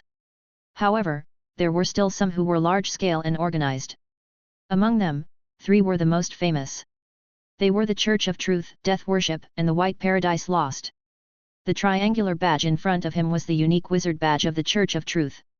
It really is the Church of Truth. When he killed the 2 dark wizards at the rear, Heath had extracted the 2 corpses. From the soul fragments extracted, Heath saw that this witch seemed to be related to the Church of Truth. Therefore, he had been extra careful just now. Heath frowned. How did these things come here? Is it a coincidence? According to what he knew recently, the dark wizards active in the bloody battlefield should be relatively loose individuals. There shouldn't be a systematic system like the Church of Truth. Take them back for interrogation. After thinking for a while, Heath took out a soul bottle from his dimensional pocket and then cast a soul search spell on the witch's body. As the soul chanted, the witch's soul was pulled out of her body. The soul that had just died was still intact and clear-headed. When she saw Heath, she immediately screamed, "What are you doing?" Heath did not have the habit of talking to the dead. He casually stuffed it into the soul bottle and set up a seal. Over the past 10 years, Heath had done a lot of research on the soul. He was now quite familiar with the basics of sealing souls. Following that, he searched the spatial pockets of the three of them. Unfortunately, he did not find much wealth in their pockets. There were only a few magic stones and materials, which added up to only a few tens of thousands of magic stones. Most of the Dark Wizard region was barren land, and most of the Dark Wizards were relatively poor. Who? Just as he put away the magic stone pockets, a gust of wind suddenly blew over from afar. The wind was not strong, but it was exceptionally cold, and there was a strange smell in it. Heath, who was tidying up the magic stone pocket, suddenly changed his expression and stood up abruptly. This feeling is... He quickly shouted at Knight Aaron, "Captain Aaron, pack up, we have to leave this place quickly." The knights were still celebrating their survival after the disaster, and they could not help but be stunned when they heard Heath's order. Knight Aaron asked, "Sir Wizard, what did you say? We leave? Now?" The boneyard at night was full of dead souls that had been eroded by the wraiths. Wasn't that the reason why they had chosen to set up camp there? Heath said concisely, "The wraith tide is coming." The wind just now contained an abnormally terrifying aura of death. It was like a call for the wraith tide before it arrived. What? Knight Aaron was greatly shocked. Everyone present had personally experienced the scale of the wraith tide, so naturally, there was no need for further introduction. Compared to the wraith tide, those small-scale wandering wraiths in the forest were nothing at all. "Pull up the carriage, let's go. Let's go. Quick, quick, quick." The knights straightened the carriage with all their limbs and packed their luggage. In an instant, they lined up neatly and set off. Heath personally rode a horse and led the way in front. In the middle was a carriage with 2 knights. At the back were a few knights led by Knight Aaron. Scaring. After charging for some distance, a group of wraiths formed by more than 10 skeletons and zombie contamination appeared in front of them. The situation was critical. Heath was too lazy to say anything. He grabbed the reins with one hand and pulled out Red Demon. He slashed forward with a few swords and instantly swept the zombie and skeletons to the ground. "Let's go." The convoy continued to move forward without stopping. However, after driving for a while, they soon encountered another wave of wraiths. This time, the number had increased to dozens. This little group of wraiths was still nothing to Heath. He continued to wave Red Demon to quickly clear a path, and the convoy behind him followed closely behind. The rest of the journey was the same. Heath took the lead and rushed at the front. When a group of wraiths appeared, he would wave Red Demon to clear the wraiths. He would lead the team to break out of the encirclement, wave his sword, break out of the encirclement, wave his sword, and break out of the encirclement. The number of wraiths that appeared gradually increased, and the frequency of his waving of the sword also became faster and faster. Heath had a faint feeling that he seemed to have grasped something. He was already infinitely close to the sharp sword realm that Robert had described to him. As long as he continued to increase the speed of his wave of the sword, he would definitely be able to break through. However, at this moment, Heath's sword-wielding speed could no longer be increased. It seemed that he had reached a bottleneck. After thinking for a moment, he decisively took out a light cross-shaped sword from his dimensional pocket and replaced Red Demon. A heavy great sword was a burden to increase one's speed. Anyway, the wraiths that he encountered before him were only around knight level. With his current strength, there was basically no difference between using a Red Demon and an ordinary cross-shaped sword to deal with monsters of this level. He would only be able to kill them in an instant. The moment the light cross-guard sword was in his hand, Heath was like an ascetic monk who had untied the stone on his leg. He suddenly felt relaxed and his speed instantly increased by a large margin. However, right at this moment... Who? Hoo! A gust of violent wind suddenly stirred up in the forest. The violent wind passed through the ferocious holes on the tree trunks that bared their fangs and brandished their claws, emitting a low, sobbing sound. The sound was like a gathering call on the battlefield. Not long after the sound was heard, the entire forest suddenly changed. Crack! Crack! Pa! Woo! Ah! The sound of bones grinding their teeth, the strange sound of air leaking from the throat, and all kinds of sounds suddenly rang out. Along with these sounds, the ground cracked open, and the dead souls that were possessed by the wraiths crawled up from the ground. In the river of dead souls, groups of wraiths walked out and surged into this land of death. As far as the eye could see, the entire land had already been filled with countless wraiths. Wraiths! Wraiths are coming! Wraiths are coming! Oh my god! A wave of panic instantly rose within the team. Seeing so many wraiths, it seemed that every knight was scared out of their wits. Heath quickly shouted, "Don't panic! Steady! We can charge out! Martha, increase the knight's ice armor! Roval, Peter, prepare to use magic support! The rest of you, charge forward with me! Charge, charge!" After a series of orders were given, Heath continued to charge forward. At this time, he simply jumped off his horse and charged into the group of wraiths. The cross-shaped sword that shone with golden light slashed repeatedly, bringing with it the power of elements as it pounced into the group of wraiths. Under this powerful attack, wherever it passed, the wraiths would break into pieces, and broken limbs would fly all over the sky. However, as a group of wraiths fell, more wraiths surged up again. They bared their fangs and brandished their claws as they charged at Heath, trying to grab his arms, legs, and climb onto his back. They tried to tear at him and bite him, trying to drown him. In order to prevent the wraiths from succeeding, Heath could only swing his crossguard sword over and over again, sweeping his arms, legs, and surroundings, slicing all the wraiths that pounced on him into pieces. The battle entered a cycle of pouncing, killing, and pouncing. The two sides seemed to have entered a stalemate. The number of wraiths that surrounded them increased, and the frequency of Heath's swing of his sword also increased. There was even a series of dense sonic booms in the air. The blade even left after images in the air. However, Heath was fast, and the wraiths were even faster. As soon as a sword shadow killed a wraith, 3 to 5 wraiths immediately filled in the gap. As soon as Heath swept through the group of wraiths in front of him, an even larger wave of wraiths immediately pounced on him. There were countless of them. Under this wave of attacks, Heath's sword speed gradually could not keep up with the frequency of the wraiths. More and more wraiths piled up in front of him, gradually forming an encirclement. The sword light that Heath could burst out was also becoming less and less, and the shining golden light was being drowned bit by bit. Seeing Heath being swallowed by the wraiths, Knight Aaron and the others at the back were shocked. "Sir Wizard! Quickly support Sir Wizard!" However, at this moment, thousands of wraiths had gathered around them, making it difficult for them to protect themselves. At the same time, Heath, who was in the midst of the wraiths, was still doing his best to swing his crossguard sword, attacking the wraiths that were surging towards him. Is this the limit? No. This speed isn't fast enough, it has to be faster. Faster. Faster. Along with a low roar from the depths of his soul, all of a sudden, the myriad of sword techniques that he had previously extracted flashed through his mind. In that instant, he suddenly realized what speed was. He understood the key to this. He raised the cross-shaped sword in his hand. As he moved, a chi sound was heard, as if the blade had cut through the wind. There was only one sound, but at this moment, thousands of sword shadows appeared in the air. Holding this sword, holding these thousands of sword shadows, Heath suddenly thrust out his sword. Chapter 210, Escape. A series of crisp sounds rang out, like a hurricane sweeping across. A large number of wraiths in front of Heath collapsed in an instant, leaving an empty circle on the spot. Is this the sharp sword realm? Looking at the scene that he had created with his own hands, Heath was extremely shocked.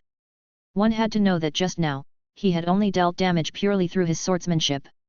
There was not the slightest bit of magic mixed in, and it had nothing to do with magic at all. But from his performance, it was no less than an official spell. If he added magic, like Robert, and merged magic with it. Just thinking about it was exciting. "Sir Wizard! Are you okay?" Knight Aaron's shout came from behind.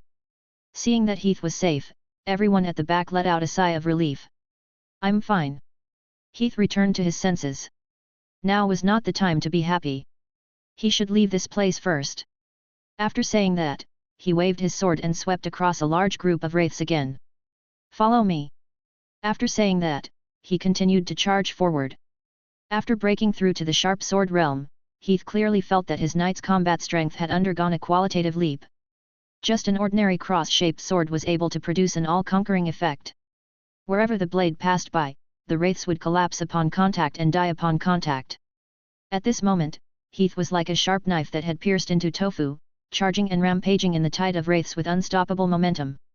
Apart from sword skills, Heath naturally would not forget to bombard them with magic. The reason why he had not released any spells before was because he wanted to take the opportunity to test his sword. Now that he had broken through the sharp sword realm, there was no need for him to continue testing his sword. The magic bombard and the sword momentum were as swift as the wind. Relying on Heath's bug-like combat strength to open up a path in front of them, the pressure on the carriages behind them also dropped drastically. The group of people fought their way out of the tide of wraiths and went against the trend. Just like that, they continued to kill, chop, chop, and chop. Suddenly, a mountain ridge appeared on the horizon in the distance. Compared to the noisy boneyard, the mountain ridge appeared to be quiet. A burst of cheers erupted from the crowd. We're here! We're here! The Valley of the Dead is right in front of us. Mixed with the joy of victory, the team once again boosted their morale and charged forward. Finally, they managed to escape the tide of wraiths and rushed up the hillside. Just like a drowning person who had finally rushed up the bank from the rapid river, everyone who had survived the disaster almost cried tears of joy. We survived, we survived. We escaped. Haha, I knew I wouldn't die. Amidst the cheers, everyone fell to the ground one after another. The bloody battle just now had exhausted everyone's strength. Most of them had relied purely on their willpower to survive. Standing under an oak tree, Heath leaned against the trunk and panted heavily. He was also exhausted from the bloody battle just now. He was drenched in sweat and his breathing was like a bellows. Woo woo woo woo. At this moment, a strange sound was heard. It was like the sound of a horn. Oh! My God, look! So many wraiths, did they all come out of the river? So strange. With this voice, the boneyard below had another shocking change. The pitch-black river of the dead suddenly emitted a demonic green light, as if it had been dyed with glowing green dye. Immediately after, water splashed everywhere, and large groups of wraiths walked out of the river. When he saw these wraiths, Heath was slightly stunned. This was because the wraiths that had just left the river did not look like the skeletons and rotting zombies from before. Instead, they still maintained the image of their souls when they were alive. What was surprising was that these wraiths looked like ordinary people. There were men and women, old and young. One had to know that this was the bloody battlefield. The ones who stayed here and were eroded by the wraith of Everett should have been the soldiers who had fought against Everett and sacrificed themselves. How could there be civilians? We just escaped from the hands of these things. I really can't believe it. Looking at the densely packed army of wraiths, everyone present could not help but shudder. It was only at this moment that they felt their legs go weak. Woo! Woo! Woo! Woo! At the same time, that long voice sounded once again, like a gathering bugle call. Hearing this voice, the wraiths that had been wandering aimlessly below seemed to have found a direction all of a sudden, and they all rushed towards a certain direction. They formed groups, and one after another, they rose and fell. And that was the direction of the bloody fortress. Obviously, before long, a fortress offensive and defensive battle was about to begin again. What are these? The ones who have been fighting us all this time, are they really the warriors who were killed by Everett back then? Looking at the tidal current below, Heath was very puzzled. This storm passed just like that without any danger. After passing through the boneyard, what followed was basically a smooth and stable road, and there wouldn't be any more risks. However, because they had fought hard the night before and escaped from danger, everyone was a little exhausted. So, under Heath's suggestion, they decided to camp and rest for a day before continuing on their journey the next day. Taking advantage of this opportunity, Heath also took the opportunity to explore the surroundings. Just like what he had learned in the fortress, the bloody battlefield was indeed filled with all kinds of high-level materials. In just a day of exploration, Heath had collected many rare materials from the outside world. Although these were all contaminated materials that could not be used, with the help of the system, he was still able to extract valuable attributes from them. The next day, the convoy continued on its journey. Then, Sir Wizard, you can squeeze in with Her Highness the Princess. Actually, it doesn't matter. I can just ride the horse. How can that be? You're our hero. You've saved everyone here.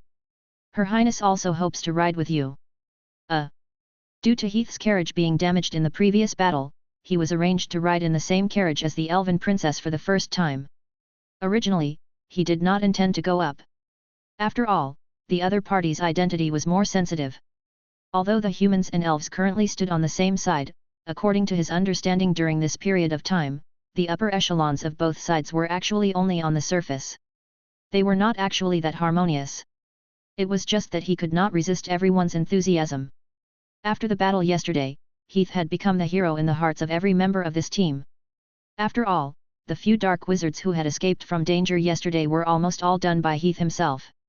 If it was not for his efforts to turn the tide, everyone present would have been wiped out. Now, even the elf princess had come to invite Heath to ride with them. If he continued to refuse, it would be too disrespectful. Walking into the carriage, Heath looked around. The decorations were similar to an ordinary carriage. There was a coffee table in the middle and 2 sofas on both sides of the coffee table. However, the decorations were more exquisite. White dye was used, a soft carpet was laid, and exquisite reliefs were made all around. In addition, there was a small door beside him. There was a faint spatial fluctuation on it. It was probably set up with a spatial magic circle. The elf princess was sitting on the sofa at the moment. She was elegant and beautiful, but also a little arrogant. She looked at Heath in front of her and said, "Wizard, I permit you to sit down." Heath sat on the opposite sofa and said, "Thank you." As he spoke, he quietly glanced at the princess in front of him. After the banquet that day, this was the second time Heath had come into contact with this elven princess, and it was the first time he was so close to her. That day at the banquet, she only gave Heath a feeling of being stunning. Now that he looked closer, Heath had a more detailed evaluation. How should he put it? It should be lowly. This elf princess wasn't very tall. She was about 1.5 meters tall, or even shorter. She had a petite and slim figure. Other than that, she also had a baby face. There was even a bit of baby fat on both sides of her cheeks. It was the standard lowly style. However, what was unbelievable was that under this childlike face, her figure was extremely mature. She had curves, especially that pair of white rabbits on her chest. Even some adult women were ashamed of their inferiority. This was probably the childlike face that people said they had? Heath's mind was running wild. Wizard Heath. At this moment, the elf princess voice sounded. She stared at him with her big, flawless eyes, as if she was an innocent young girl who had not experienced much in the world. Heath quickly averted his rude gaze. According to what he knew from the books, most elves had a negative opinion of humans. The most important point was that humans would be unconsciously attracted to their exquisite appearance. They would always have a lewd expression on their faces. As a human example, he should at least pay attention to his appearance and temperament.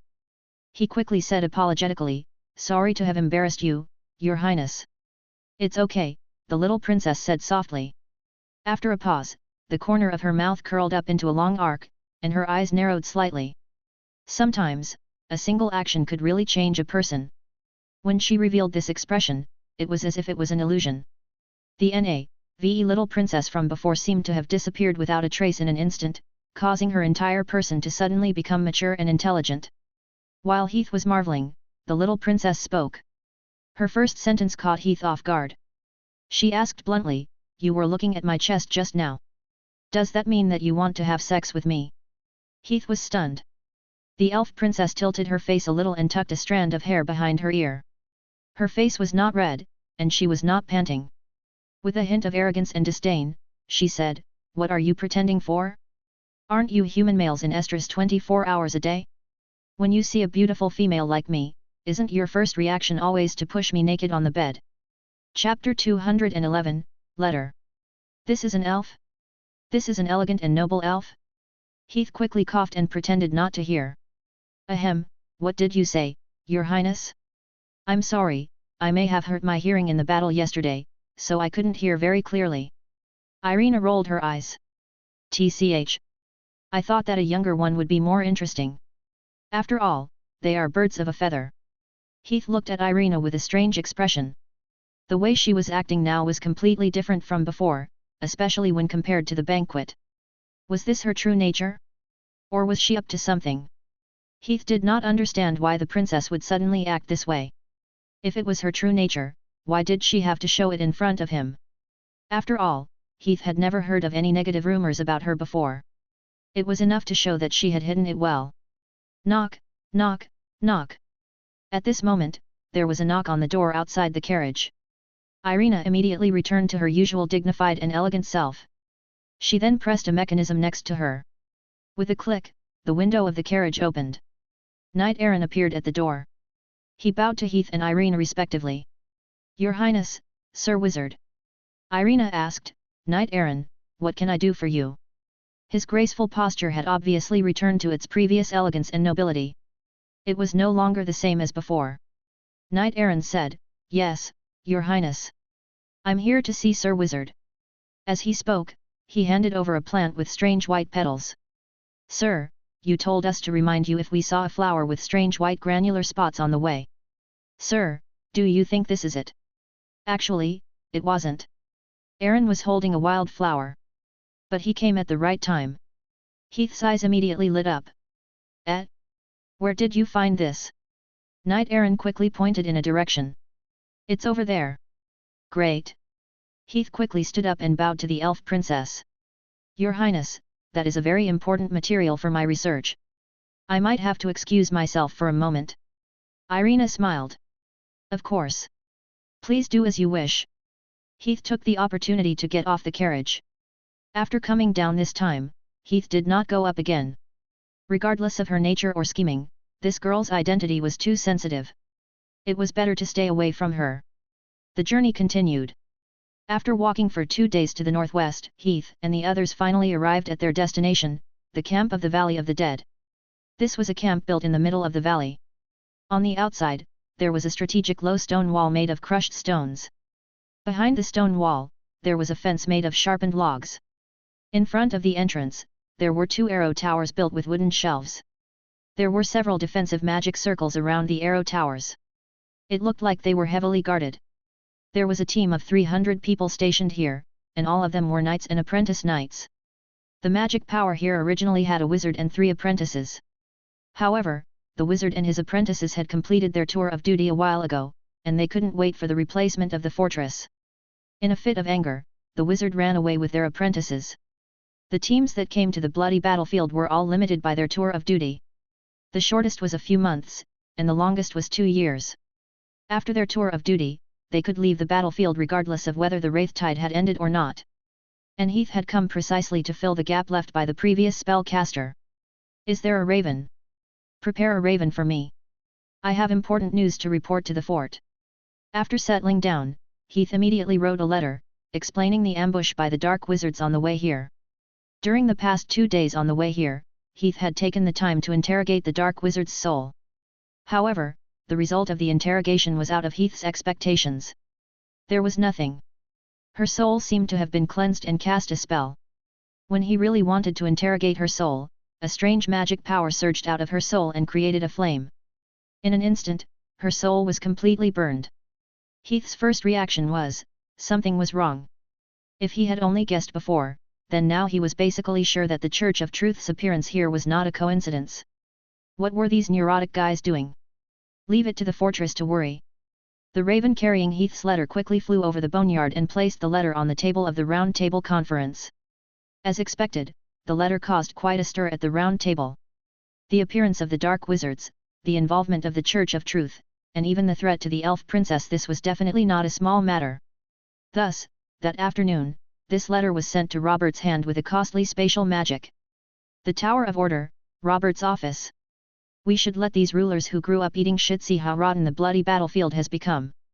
Dark wizards, the Church of Truth. These lunatics have already left the battlefield, but what are our rulers still doing? They are still going against each other at the negotiation table for who has one more magic stone and who has one less warrior. A bunch of idiots who grew up eating shit. Robert vented his anger and slammed the wooden table loudly. The process of finding more people did not go smoothly. The previous few wars had consumed a lot of manpower. In addition, the Wraith Tide this time was exceptionally long. It had been almost a year and there was still no end in sight. All the rulers were not satisfied with the current battle situation, they tried every means to reduce the number of warriors they sent. After venting his anger, Robert told his adjutant, Sola, read this letter to the rulers during the meeting. Oh right, is there anything else other than the letter? Adjutant Sola took out a dimensional pocket. There are the heads of the Dark Wizards and the emblem of the Church of Truth. Robert nodded and said, I'd like to see what these idiots have to say now. After drinking the tea on the table, Robert finally calmed down. Then, he continued, this time, it's all thanks to Heath who brought back such important news. 5 Dark Wizards and the protection of the Elven Princess. This military merit must be recorded for him. Pausing for a moment, he asked again, have you figured out the matter I asked you to investigate? Why was Heath sent to the front line? The adjutant Sola hesitated for a moment and said, it seems to be related to Wizard Winston. Robert frowned. Partridge. He said unhappily, these people of the Partridge family are always thinking of competing for power and benefits. I've only left the fortress for a short while, and they're already starting to cause trouble for the people I like. How dare they? Sola quickly changed the topic. Then do we need to transfer Wizard Heath back? Robert thought for a moment. He then said, since he's already there, let him stay. We can take the opportunity to train at the front line and see how his combat adaptability is. Sola's eyes lit up. Sir, are you thinking of? Robert said, they've been asking me to recommend a suitable talent, but I know the situation here.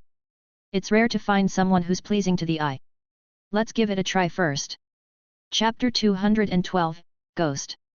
In a dark and gloomy cave in the bloody battlefield. Da-da-da-da. Crisp footsteps echoed in the cave. A black-robed man slowly walked into the depths of the cave with a diamond-shaped lantern in his hand. It was a man with a strange appearance. His facial features were invisible, as if he was wearing a mask. His eyes and nose were just a few small holes, while his mouth was a curved thin line. The faceless man kept moving forward. After passing through a long tunnel, he came to a spacious space. This was a spacious grotto. The grotto was filled with all kinds of gold, silver, and jewelry.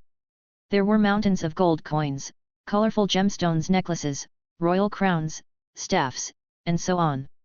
In the center of the grotto, there was a golden mountain with the skeleton of a giant beast lying on it. It had a white and large wing bone, a ferocious head with horns, and a body that was hundreds of meters long. Even though only bones were left, it still gave off an extremely powerful feeling. It was the strongest race among the 9 great races, the dragon race. The former king was now only left with a skeleton. At this moment, there were a few figures in black robes gathered under the skeleton, as if they were discussing something. Seeing the faceless man come over, an enchanting woman with purple hair under the skeleton turned her head and asked, "How is it, mules? Has your precious disciple handled the matter properly?" A crack appeared in the faceless man's mouth. Aina failed.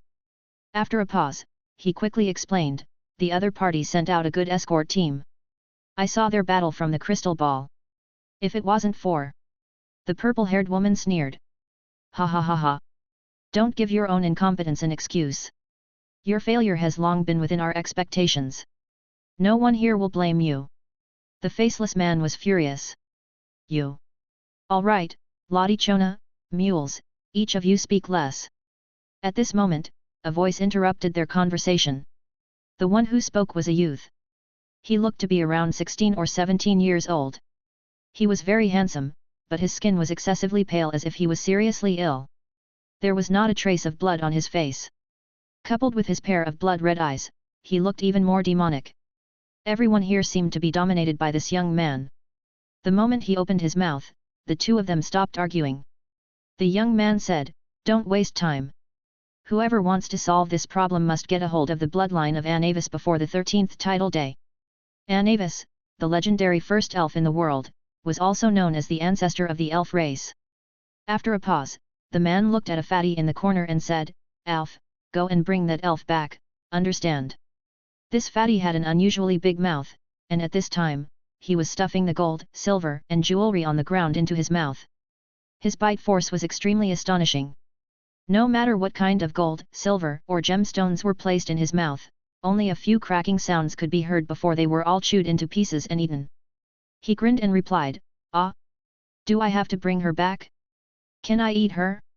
Elves are the best." The youth said, "This one won't do, but you can do whatever you want with the rest." The fatty said happily, "Haha, that's great." The youth then said to the purple-haired enchanting woman, "Lottie Chona, you go with Elf."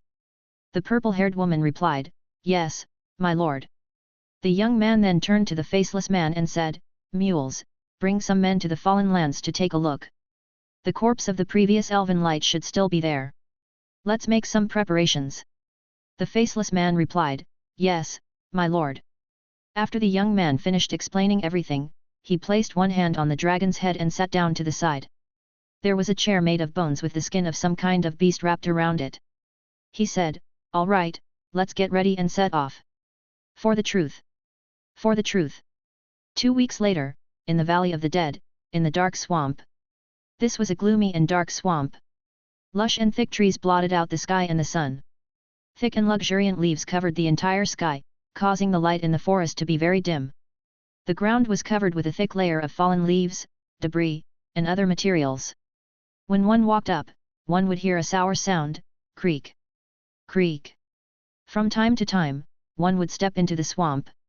In the swamp, there were many swamp monsters, such as carrion beasts, pollution seeds, and vine monsters. If one was not careful, they would be dragged into the swamp and completely eaten. Whoosh! Whoosh! The sound of wind breaking could be heard. In the dark forest, a figure was moving quickly through the tree trunk. The dark red greatsword slung across his back was particularly eye-catching. As he moved through the swamp, Heath's eyes quickly scanned his surroundings. At the same time, he activated his spirit net and tried to extract information from his surroundings. The system's notification kept ringing in his ears. Beep, no extraordinary substance found. Beep, no extraordinary substance found. This was a new hidden function that he discovered after the system upgrade. After the system upgraded the remote extraction, he only needed to maximize the remote extraction and then extract. If there was an extractable substance in the surroundings, he would get the notification directly from the system. The efficiency of screening and searching was much higher than before. Beep, extraordinary substance found. Extractable. Did you get anything? Hearing the notification, Heath immediately stopped and turned around, searching in the direction the system had sent him. After passing through a few big trees, Heath quickly found his target in a swamp. It was a strange-looking flower. It was only the size of a palm and looked like a human. Its entire body was pure white, and it looked like a small person wrapped in a white sheet that was hanging in the air. This was the ghost flower. It was a soul-side magic material that grew in areas where the dark elements were abundant. It had extremely strong spiritual power, and its specialty was spiritual attacks. Heath's eyes lit up. Ghost flower. The ghost flower was a medium to high-level magic material, and its spiritual strength was no less than that of an intermediate-level wizard. To Heath, who had the extraction system, it was a rare tonic. He quickly walked over. However, when he was within a certain range of the ghost flower, he suddenly heard a burst of crying. Sob, sob, sob. At the same time, the ghost flower in front of him suddenly disappeared without a trace. Instead, a little girl wearing a white dress appeared under the tree. At this time, she was hugging her head and crying softly under the tree. She was like a child who had lost his way in the forest. This voice had an indescribable magic. When the voice reached Heath's ears, an inexplicable feeling of pity welled up in the depths of his heart, and a voice of comfort naturally sounded in his mind. After all, Heath was already an official rank wizard and had already begun to undergo soul mutation. However, he was still affected by the emotions of this thing.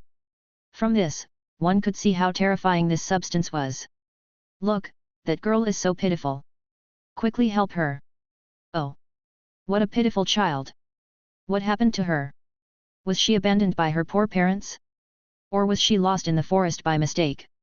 Quick, let's go and take a look. If he was an apprentice or a wizard with an average soul strength, he would have been hypnotized by the voice. Even Heath felt a wave of fatigue in his soul.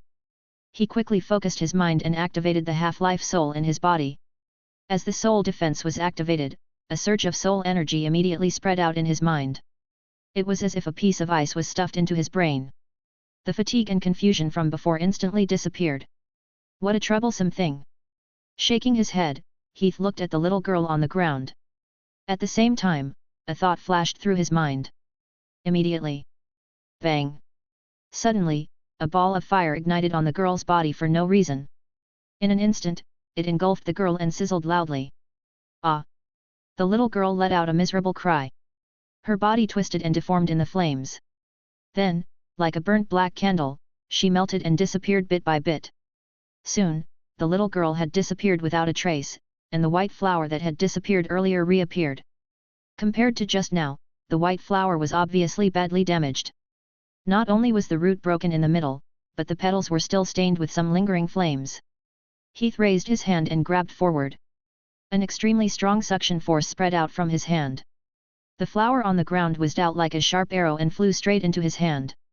Although it was more convenient to extract it from a distance, the consumption of the extracted attributes was also relatively large. Therefore, under the circumstances where there were not many of them, Heath was still used to using contact extraction. Holding the ghost flower, Heath silently chanted in his heart, "Extract." Beep, extraction successful. Spiritual power plus 0.1. Beep, extraction successful. Soul mutation degree plus 268. Beep, extraction successful. Soul energy plus 1. Heath's face lit up. As expected of a wizard-grade material, the extraction effect was extraordinary. 0.1 spiritual force. If one trained diligently for a week, they would definitely not even get that, not to mention that there was still 268 mutation and 1 point of soul energy behind it. Who knew how many high-level materials would be needed to pour in all of this? And what he had just done was just an instant. However, at this moment, the surface of the ghost flower in Heath's hand suddenly emitted a greyish-black smoke-like substance and attempted to seep into Heath's skin. Tisk tisk. But this negative energy is also extraordinary. It can actually materialize. Looking at the greyish-black material, Heath smacked his lips. This was a fusion of negative energy that had been eroded by wraiths. Normally, wraiths attached to the material were weak and could not be seen. To be able to materialize it was already a sign that it was strong to a certain extent. After exclaiming in surprise, Heath casually threw this extremely high-level magic material as if it was a piece of trash. At the same time, he willed it. Boom!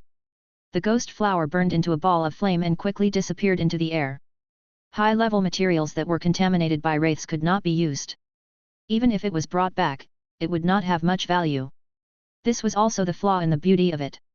But then again, if these materials could be used like ordinary materials, then it would not be Heath's turn to come here and freely collect them. After all, these were priceless treasures when placed outside. Where should we go next? Let's take a look at the forest in the east. There's a sound. Heath was about to continue exploring the depths of the forest, but at this moment, he seemed to hear something. He pricked up his ears to listen carefully for a while, and finally confirmed that he heard it correctly. Is it a fight? Chapter 213, Rescue. Is there someone fighting? Heath raised his eyebrows and headed in the direction of the sounds. He clearly heard the clash of blades in the voice just now, and in this area, the only one who could use the crossguard sword was undoubtedly the base of the Valley of the Dead where he was. As expected. After walking a few hundred meters forward, Heath soon arrived near an open space, where a battle was taking place. On both sides of the battle were more than a dozen garrisoned warriors, which should be the patrol team sent by the garrisoned. The ones fighting against this patrol team were hundreds of wraiths and contaminated seeds. Most of these warriors were only at the level of apprentice knights. Under the siege of the wraiths that were obviously more than 10 times stronger than their own, they had already fallen into a bitter battle. There were even a few corpses left on the field.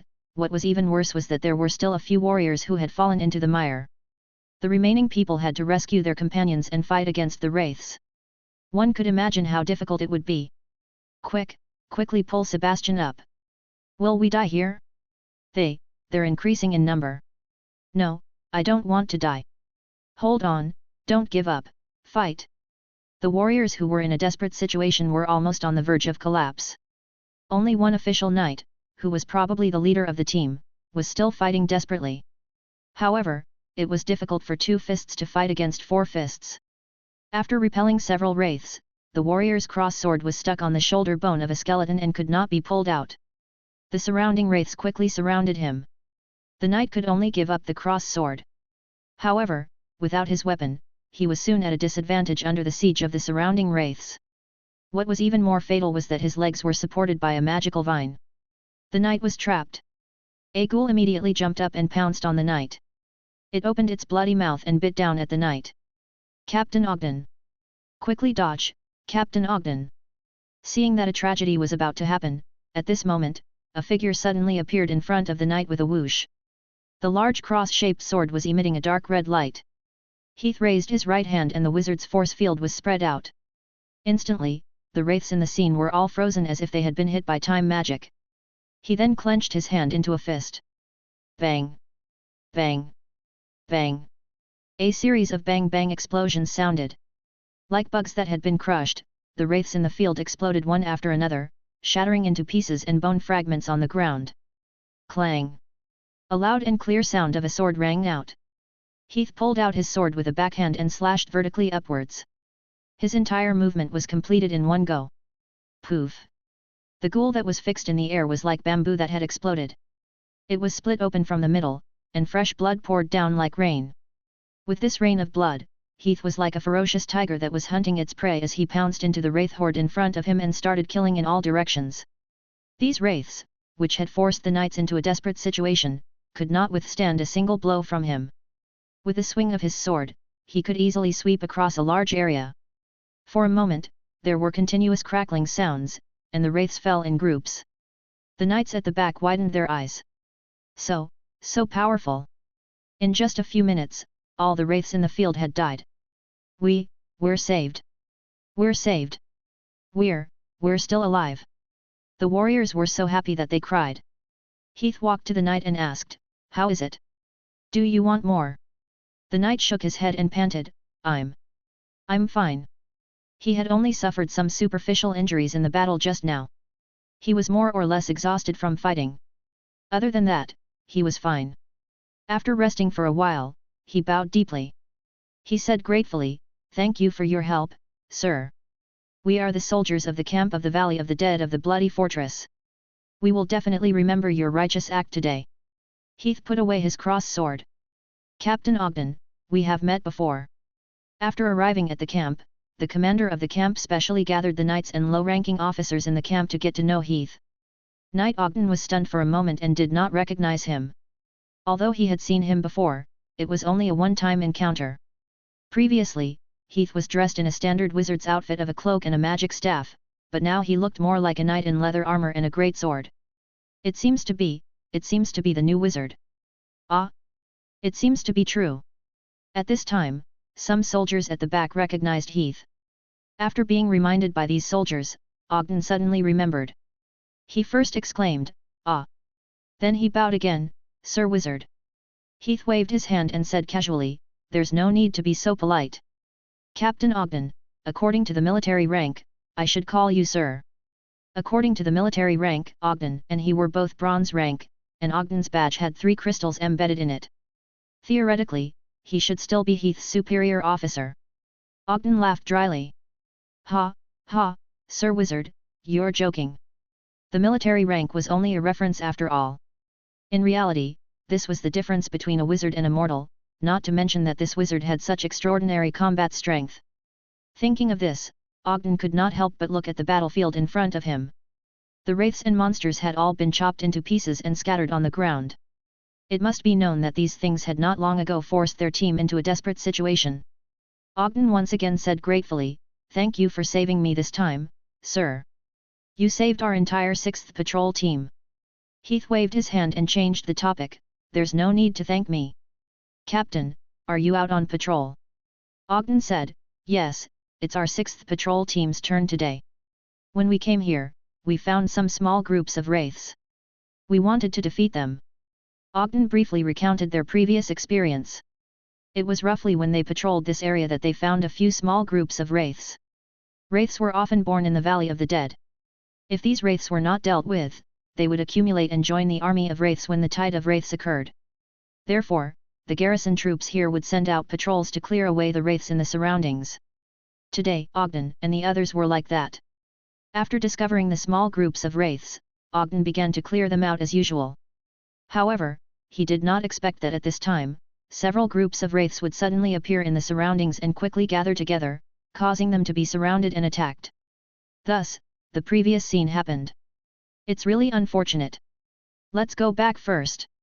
After a simple sweep of the battlefield, everyone took the bodies of their companions and set off on their return journey. Along the way, Ogden and the warriors surrounded Heath and chatted about all sorts of things. The admiration and surprise in their words were obvious. "Sir Wizard, you were using a sword just now." "You were using a sword, right? Are you a knight?" "What? You are a grand knight? A real grand knight?" After learning that Heath was a grand knight besides a wizard, the whole team became excited. Compared to the powerful wizards, grand knights were also powerful. At the same time, they were more friendly to knights. "Unbelievable, you are so powerful." "No, I have to tell this news to Team 2 and Team 3. Those guys have lost a lot of face this time. Ha ha ha, I'm really looking forward to the expressions of these idiots." Seeing the knights talking about something, Heath couldn't help but raise his eyebrows. "What? No, nothing. We are talking about telling your deeds to the other brothers in the camp." Heath did not know that when he had just arrived at the camp, due to his relatively young and weak appearance, the soldiers in the camp had doubted his combat ability. Now, it could be considered as a complete reversal of their understanding.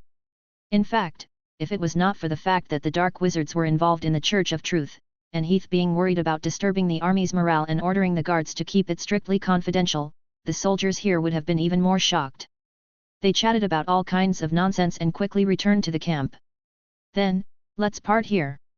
I'll report everything that happened today to Viscount Carson." "Yes, yes."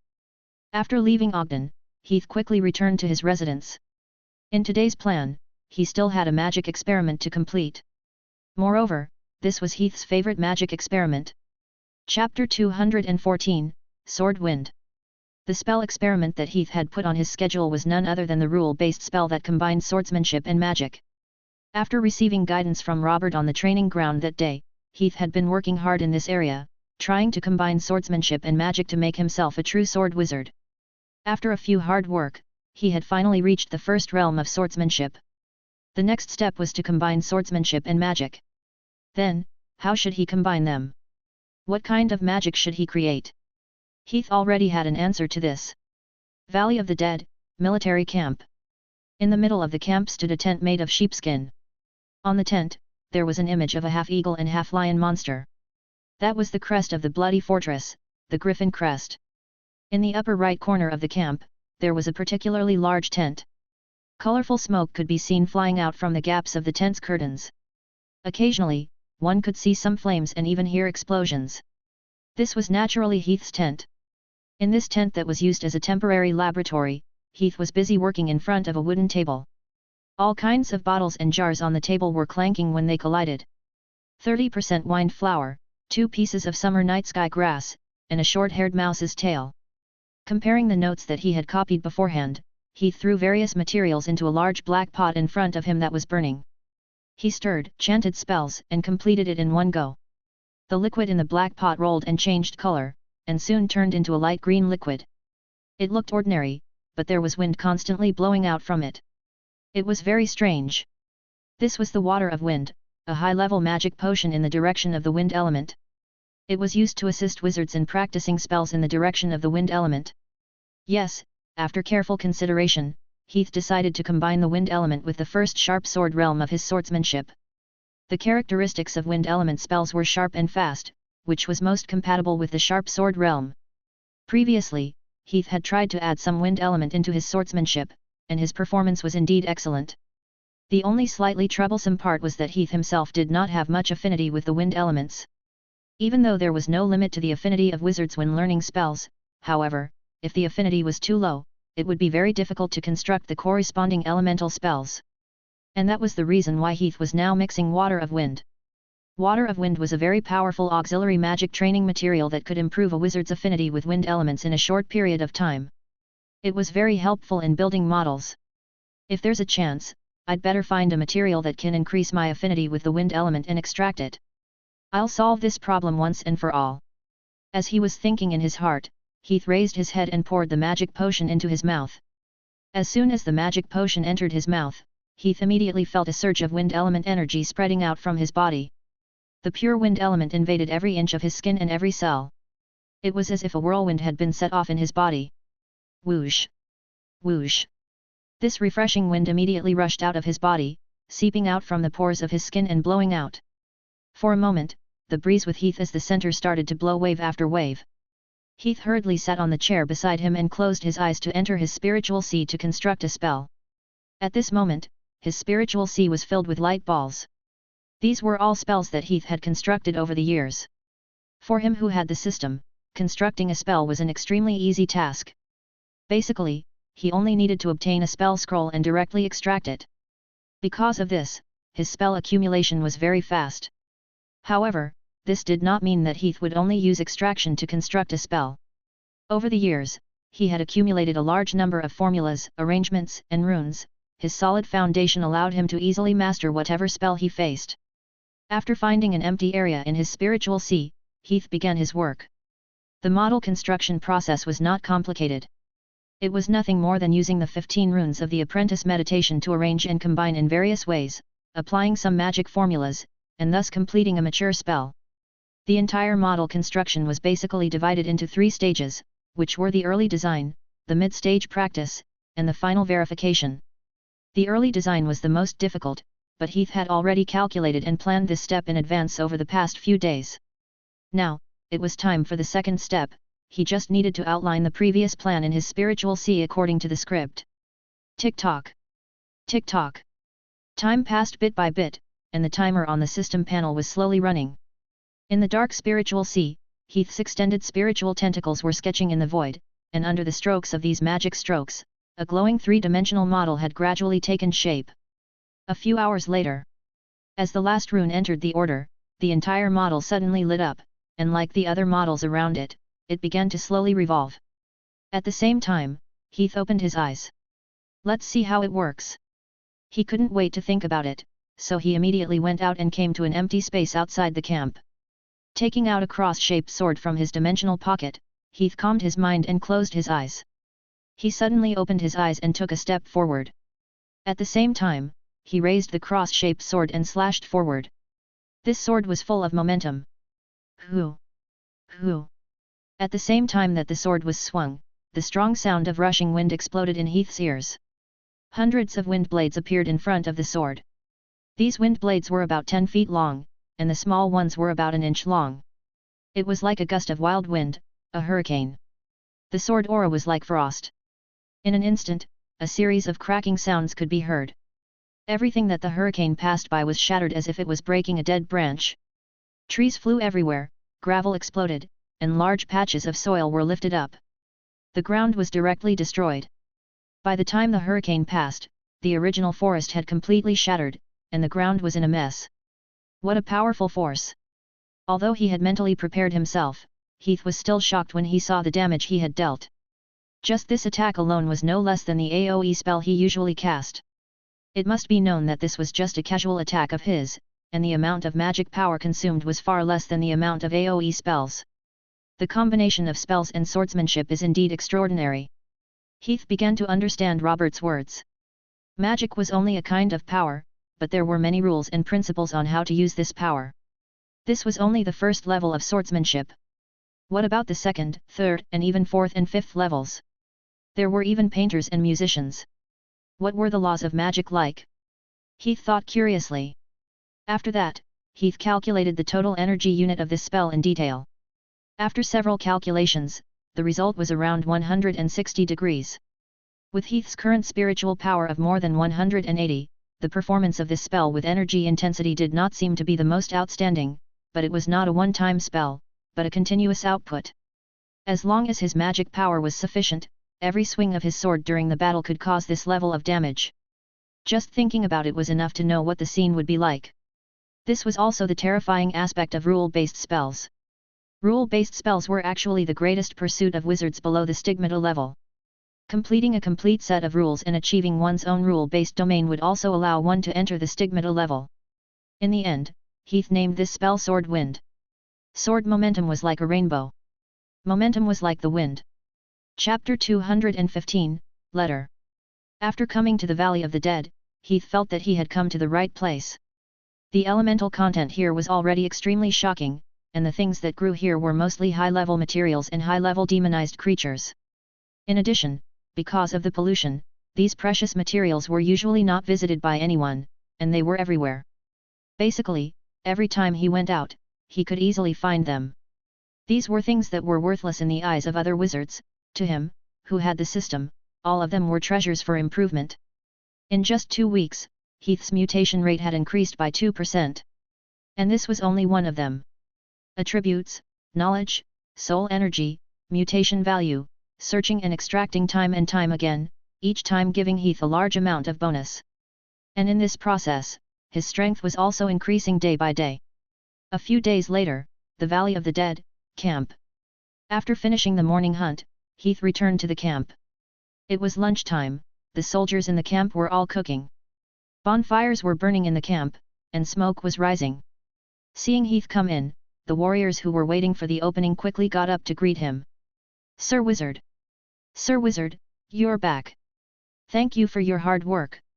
The news of Heath saving Ogden's squad had quickly spread in the camp after they returned. His act of righteousness had earned him the favor of the warriors. Now, no matter where he went, he would be treated respectfully by the warriors. Even the guards who came with him quickly blended into the warriors of the camp and mingled with them. "What do you have to eat today?" "Venison. Fire deer. The fortress just sent it over." "Sir, are you going to eat here?" "You don't want me to." "Ha ha ha, we are flattered." While chatting casually with the soldiers, Heath also sat down in front of a bonfire. He took out a dagger and cut a piece of venison that was available. Then, he began to eat. In this era, although there were exquisite plates, bowls, and other porcelain tableware, most of them were only in the upper class. The warriors at the basic level usually ate directly. For example, a whole deer was put on the fire and burned. If they saw a piece that they liked, they would cut it off and eat it. If they could not eat it at the moment, they would find some leaves to wrap it up. The fire deer was a famous delicacy. Its meat was fresh and tender. After being smoked and roasted by the campfire, its skin was crisp and crunchy. It tasted fragrant and delicious. "Teacher!" While Heath was enjoying the delicious food, a shout suddenly came from behind. He turned his head and saw Peter, one of the 3 apprentices arranged by the fortress. At this moment, he was running towards him with a letter held high in his hand. As he approached, Peter panted and said, "There's a letter for you. It was just sent by the fortress. Several of them are Count Cullen." "Count Cullen?" Heath was slightly suspicious. As he spoke, he put the dagger with a piece of meat in his mouth and bit the dagger to free his hand to take the letter from Peter. It was an apology letter. The letter explained to Heath that he had no choice and that he was sent here because he was forced to. He hoped that Heath would not mind waiting for him. There was a magic stone badge of the treasure house in the envelope. Heath opened it and saw that there were 50,000 magic stones in it. He could not help but be curious. Did anything happen at the fortress recently? Although he had been sent here under Cullen's orders, it had nothing to do with the human count. Previously, he had only been arranged to shirk his responsibilities. Now, he was apologizing and giving gifts. What was going on? Peter shook his head. "I don't know." If Heath had asked the other 2 apprentices, they might have been able to get some information out of him. However, this Peter had been focusing on his cultivation all day long. Other than Heath, he was the only one in the entire camp who knew nothing about the outside world. However, the other warriors were obviously more well informed. As long as it was in a place where people gathered, it was impossible for there to be less gossip. Hearing Heath's question, a few voices suddenly came from below. "Over at the fortress?" "I don't think so." "Oh, right, I heard that Commander Robert has returned recently. I think he even lost his temper when he returned and punished a wizard. That's the young master of the Partridge family. I don't know how he offended Sir Robert, but he was beaten up by Sir Robert." Heath suddenly understood. It was obvious that the mystery had been solved. It was probably because when Robert came back and saw that he didn't investigate further, he started to investigate Winston's abuse of private power. Count Cullen saw that the situation was bad, so he hurriedly sent him a message of goodwill. "This commander really thinks highly of me." Heath, who knew the whole story, also felt a little emotional. After all, no matter how weak Winston was, he was still a pure blood, and he was also a member of the famous Partridge family. Yet, Robert was willing to go against the Partridge family for the sake of a nobody like him. It was truly not easy. Of course, perhaps he was thinking too much. Robert had come out to teach Winston a lesson simply because he could not see sand in his eyes. However, wasn't this rarer? No matter what, he was still a commander worthy of respect. Heath silently made a note in his heart. "Give me a pen." Immediately, he took out a note and immediately wrote a letter. He handed it to Peter. "Tell the Raven to bring it back quickly." This was a comforting letter. It was given to Cullen. The whole thing had nothing to do with him. Now, he was apologizing and giving money. He couldn't just hold on to it, could he? Although Cullen was only a human, he was also a branch member of a wizard family. He had to give him some face. This matter passed just like that. Heath didn't take it to heart. After all, he felt that since Robert had already appeared, no matter how unwilling Winston was, it was impossible for him to make things difficult for him. However, what surprised Heath was that he had guessed wrong. It was not that he had guessed wrong about Winston, but that he had guessed wrong about the development of the matter. The next morning after the letter was sent back, Heath was meditating in the tent.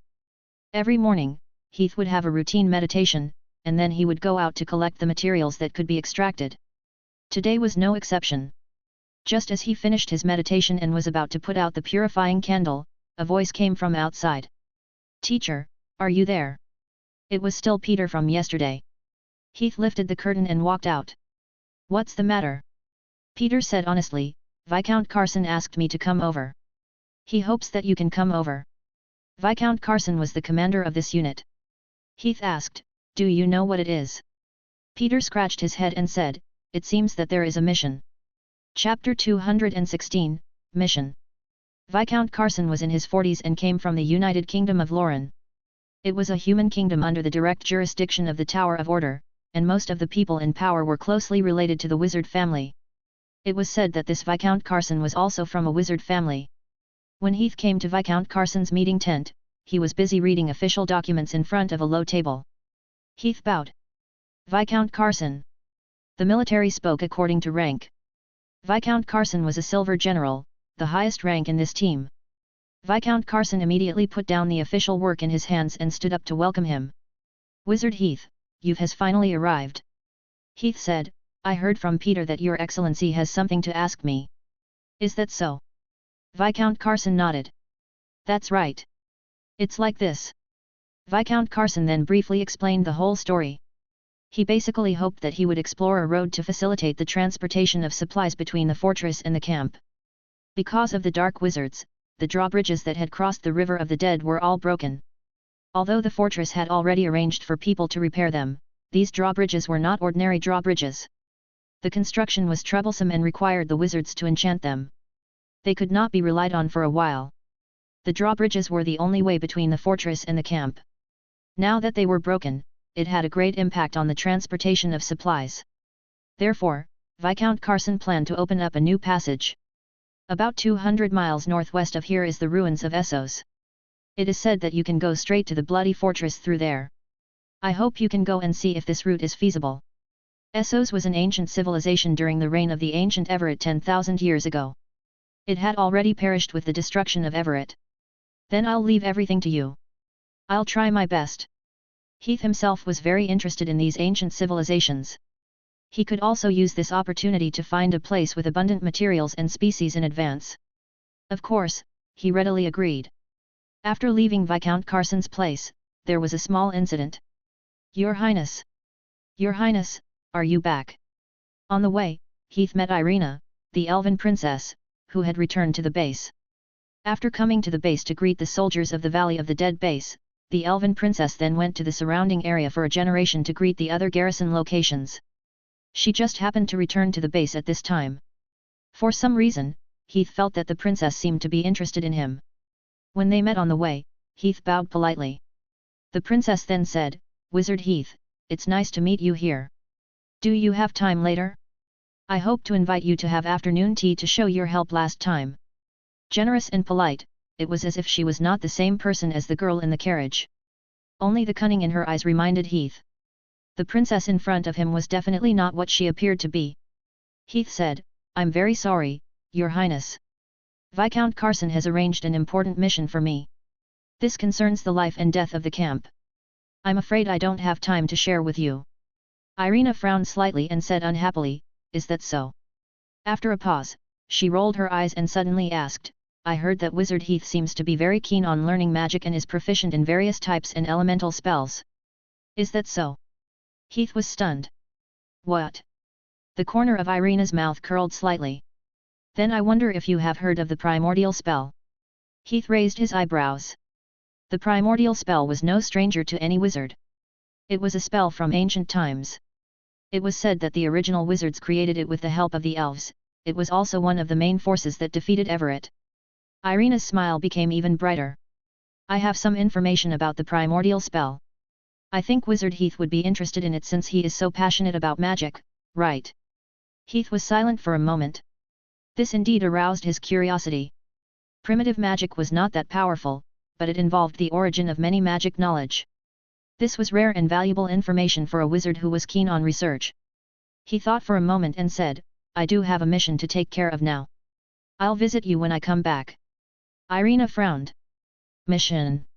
Heath explained, "The drawbridge between the camp and the fortress is broken. Viscount Carson hopes that I can go to the ruins of Essos to see if I can find a way." Irina was stunned.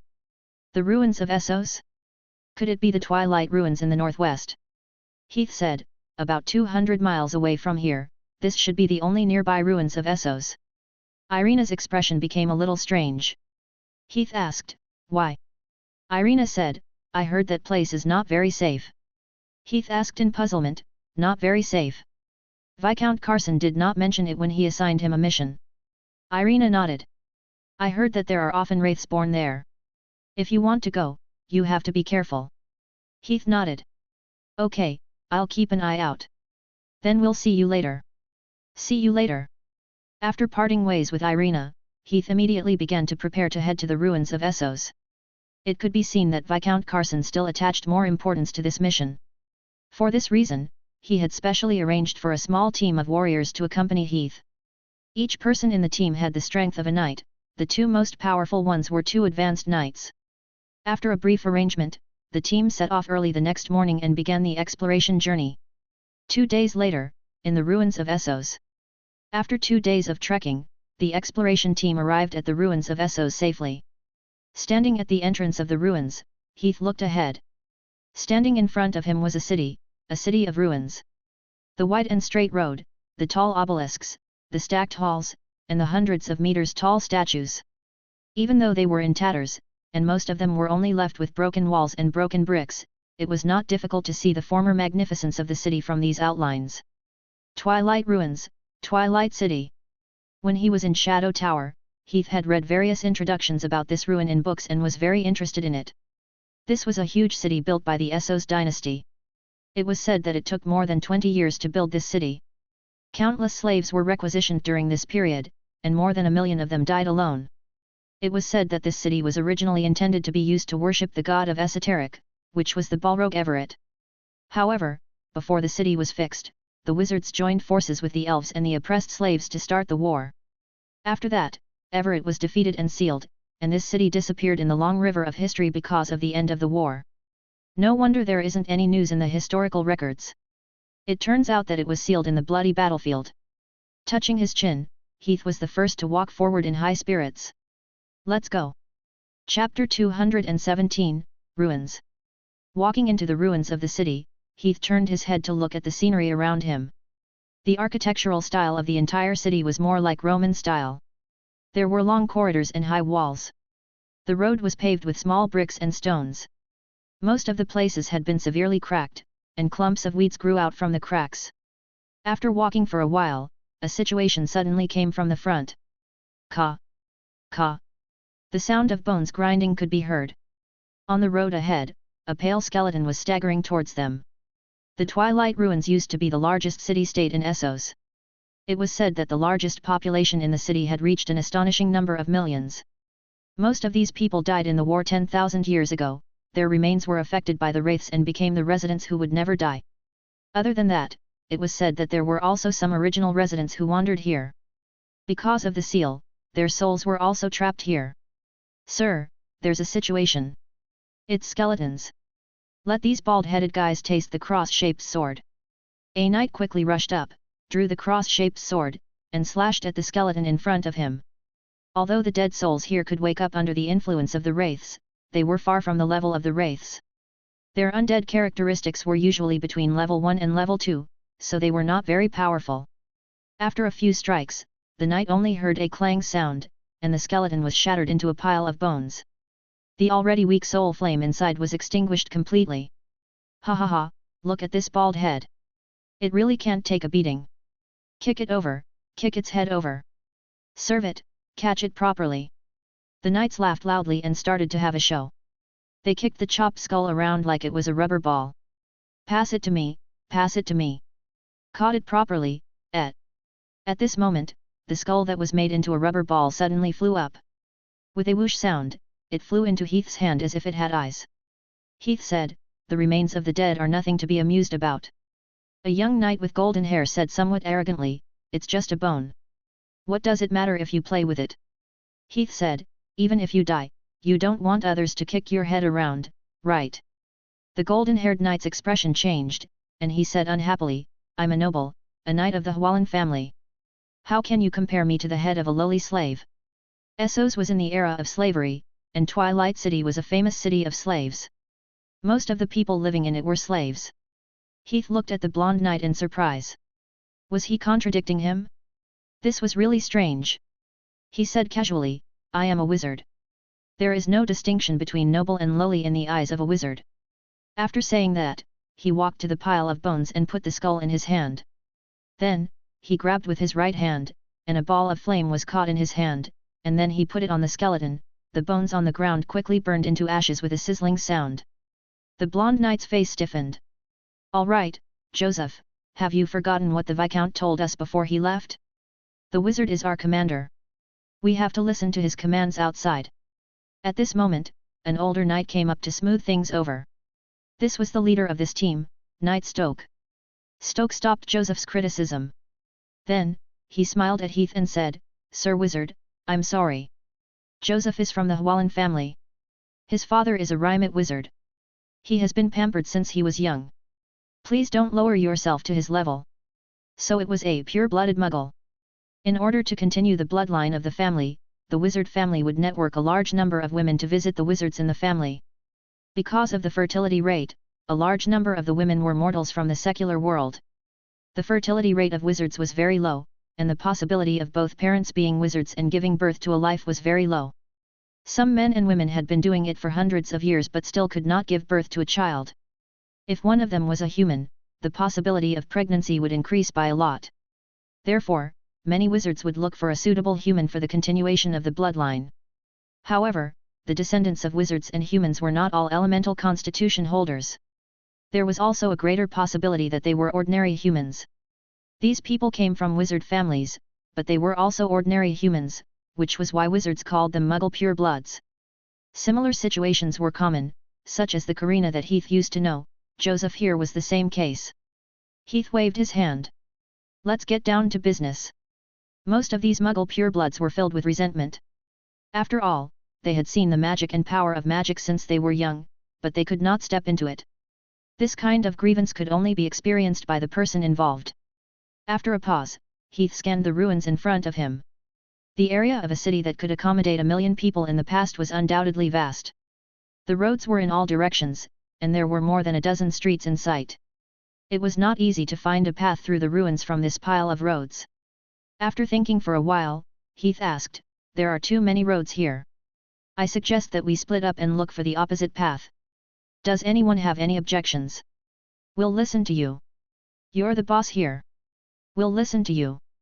This is a good idea. I also think that it's faster to search separately." Heath nodded and took out a sheepskin scroll from his dimensional pocket. On the sheepskin was a map of the inner city. It was none other than the Twilight Ruins where they were. Viscount Carson had given it to him before they came here. Heath held the map in one hand and then took out a few blank sheepskins from his dimensional pocket. He used the mirror image spell to copy a few parts and gave them to the knights. He said, "This is the map of the Twilight Ruins. Each of you take a copy. Everyone, come and plan your routes and areas." Heath took out a quill and drew a line on it. Soon, after everyone's discussion, they divided the areas into sections. The knights were in charge of a section in 2 groups, while Heath, who was a wizard, was in a separate group. "Then let's go. If anything happens, send a signal." "Yes." After giving some instructions, everyone quickly took their maps and headed to the area they belonged to. Heath also walked to the area he was in charge of. However, just as he took 2 steps, he suddenly stopped and turned his head to look in one direction. There were only a few dilapidated walls standing alone in a corner of the deserted street. The mottled wall had long cracks, and through the cracks, one could clearly see that it was empty. Other than that, there was nothing else. Did I see wrongly? After scanning the surroundings once again and confirming that he did not find anything, Heath did not waste any more time and turned around to set off on his journey again. However, not long after he left. As they left, the noisy street returned to its original silence. Rustle. A slight rustling sound could be heard. A little girl suddenly appeared behind the dilapidated wall that Heath was staring at just now. A pair of big eyes were staring fixedly at the back of Heath in the distance. Chapter 218, Oil Painting. Da-da-da. Clear footsteps echoed in the empty street. Heath was walking alone on the deserted long street. "This should be the temple, the altars are all here." The book said that in order to please Everett, Essos used living people as sacrifices.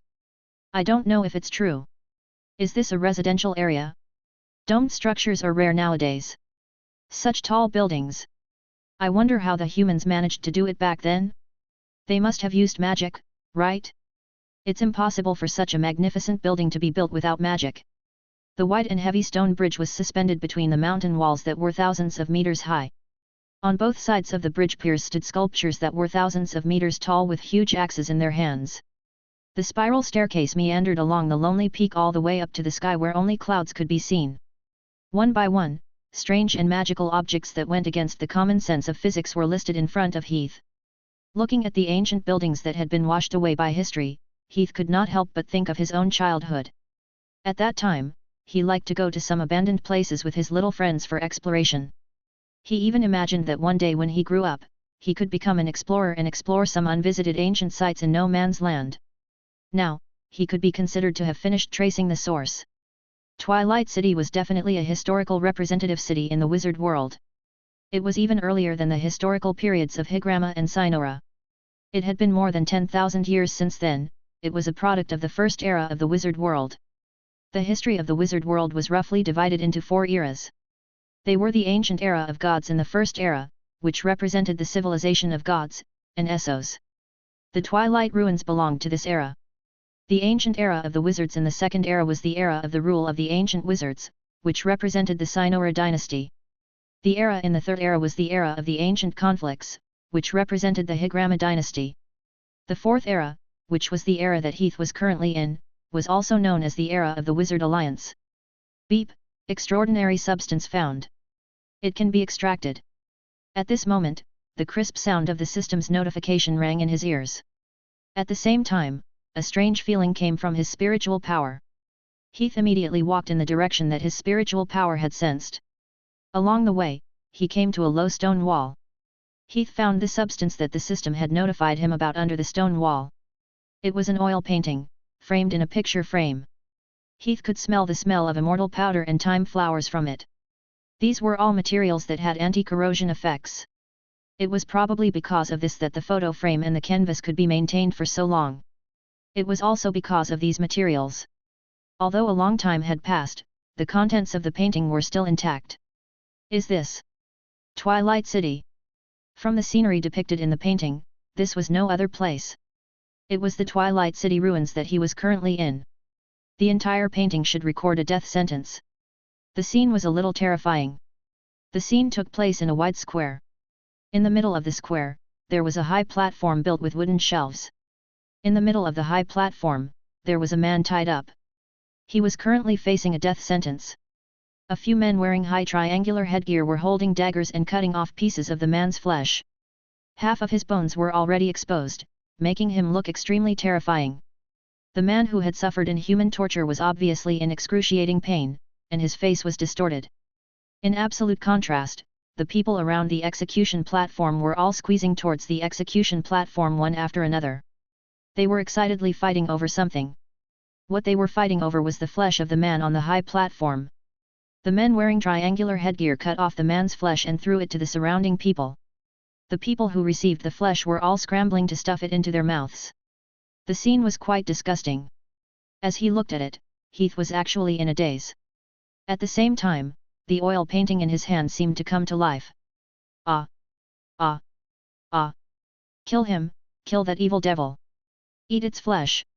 Eat its flesh and you'll be immortal! Devil! Vaguely, it was as if a boiling human voice rang in Heath's ears. The people in the oil painting also began to move. Heath didn't have any expression when he saw this strange scene. It was as if he had already lost his soul. He only knew how to look at the oil painting with his head lowered. His eyes were dazed. At the same time, a ball of black fog quietly gushed out of the oil painting and rushed towards his body. Wake up! Be careful! Wake up! At this moment, a voice shouted. Heath was frightened and quickly woke up. What happened just now? He stared at the painting in his hand and looked at it carefully. The painting had already recovered to its original state. The voice that had been ringing in his ears suddenly stopped, as if everything that had happened just now was just an illusion. No. It wasn't an illusion. Heath cut into his spiritual sea and clearly saw the signs of the half-life soul being eroded again. It was a wraith. What a powerful wraith! It can actually forcefully invade? Or is it because this scroll has the effect of strengthening spiritual power? He didn't dare to be careless. He hurriedly threw the oil painting in his hand forward and looked at the oil painting at the same time. Bang! The oil painting turned into a ball of flame and started to burn. No matter how precious the attributes were, it was not as important as his life. It was better not to get involved with such a material that could corrode his half-life soul. Ah! A black shadow suddenly appeared in the burning flame. It let out a shrill scream while struggling violently. Heath quickly increased the intensity of the flame.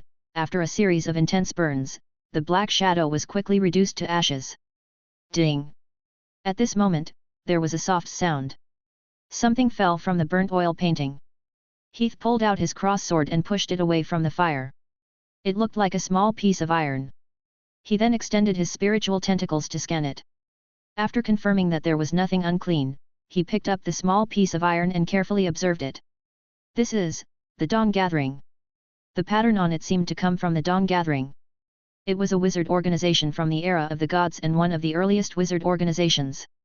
The Dawn Tower they built was also one of the most powerful organizations in the wizard world. It was in existence above the Tower of Order, one of the true rulers of the wizard world. It was rumored that they were also active in the West Coast, spreading magic. It seemed that the rumors were true. Holding the iron piece, Heath tried to extract it. Beep! Extraction successful. Spiritual power plus 0.01. There was nothing else. It's still an antique. This is too weak. Shaking his head, Heath put away his complaints.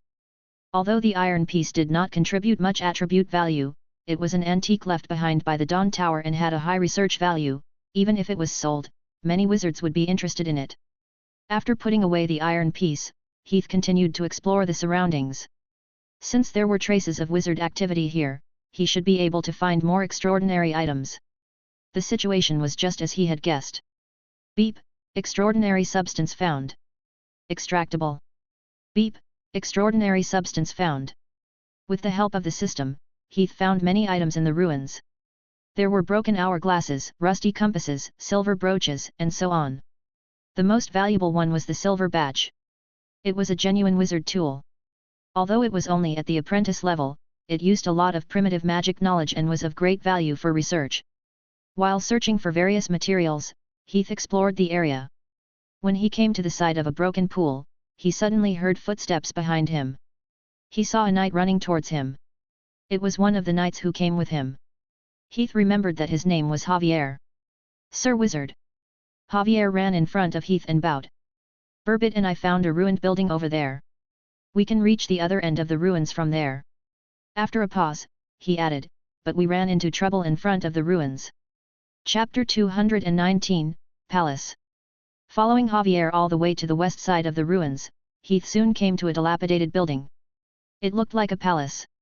It should have been grand in the past, but now it was basically deserted. Half of the stone slabs at the entrance had collapsed, and the broken stone pillars had collapsed everywhere. Even the stone steps were broken. When they were close to the palace, Heath could clearly feel an elemental wave coming from the palace. A distorted force field could be vaguely seen at the entrance.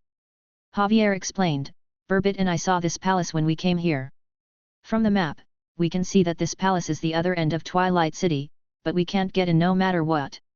Burbot echoed, "Yes, there seems to be an invisible wall there, Sir Wizard.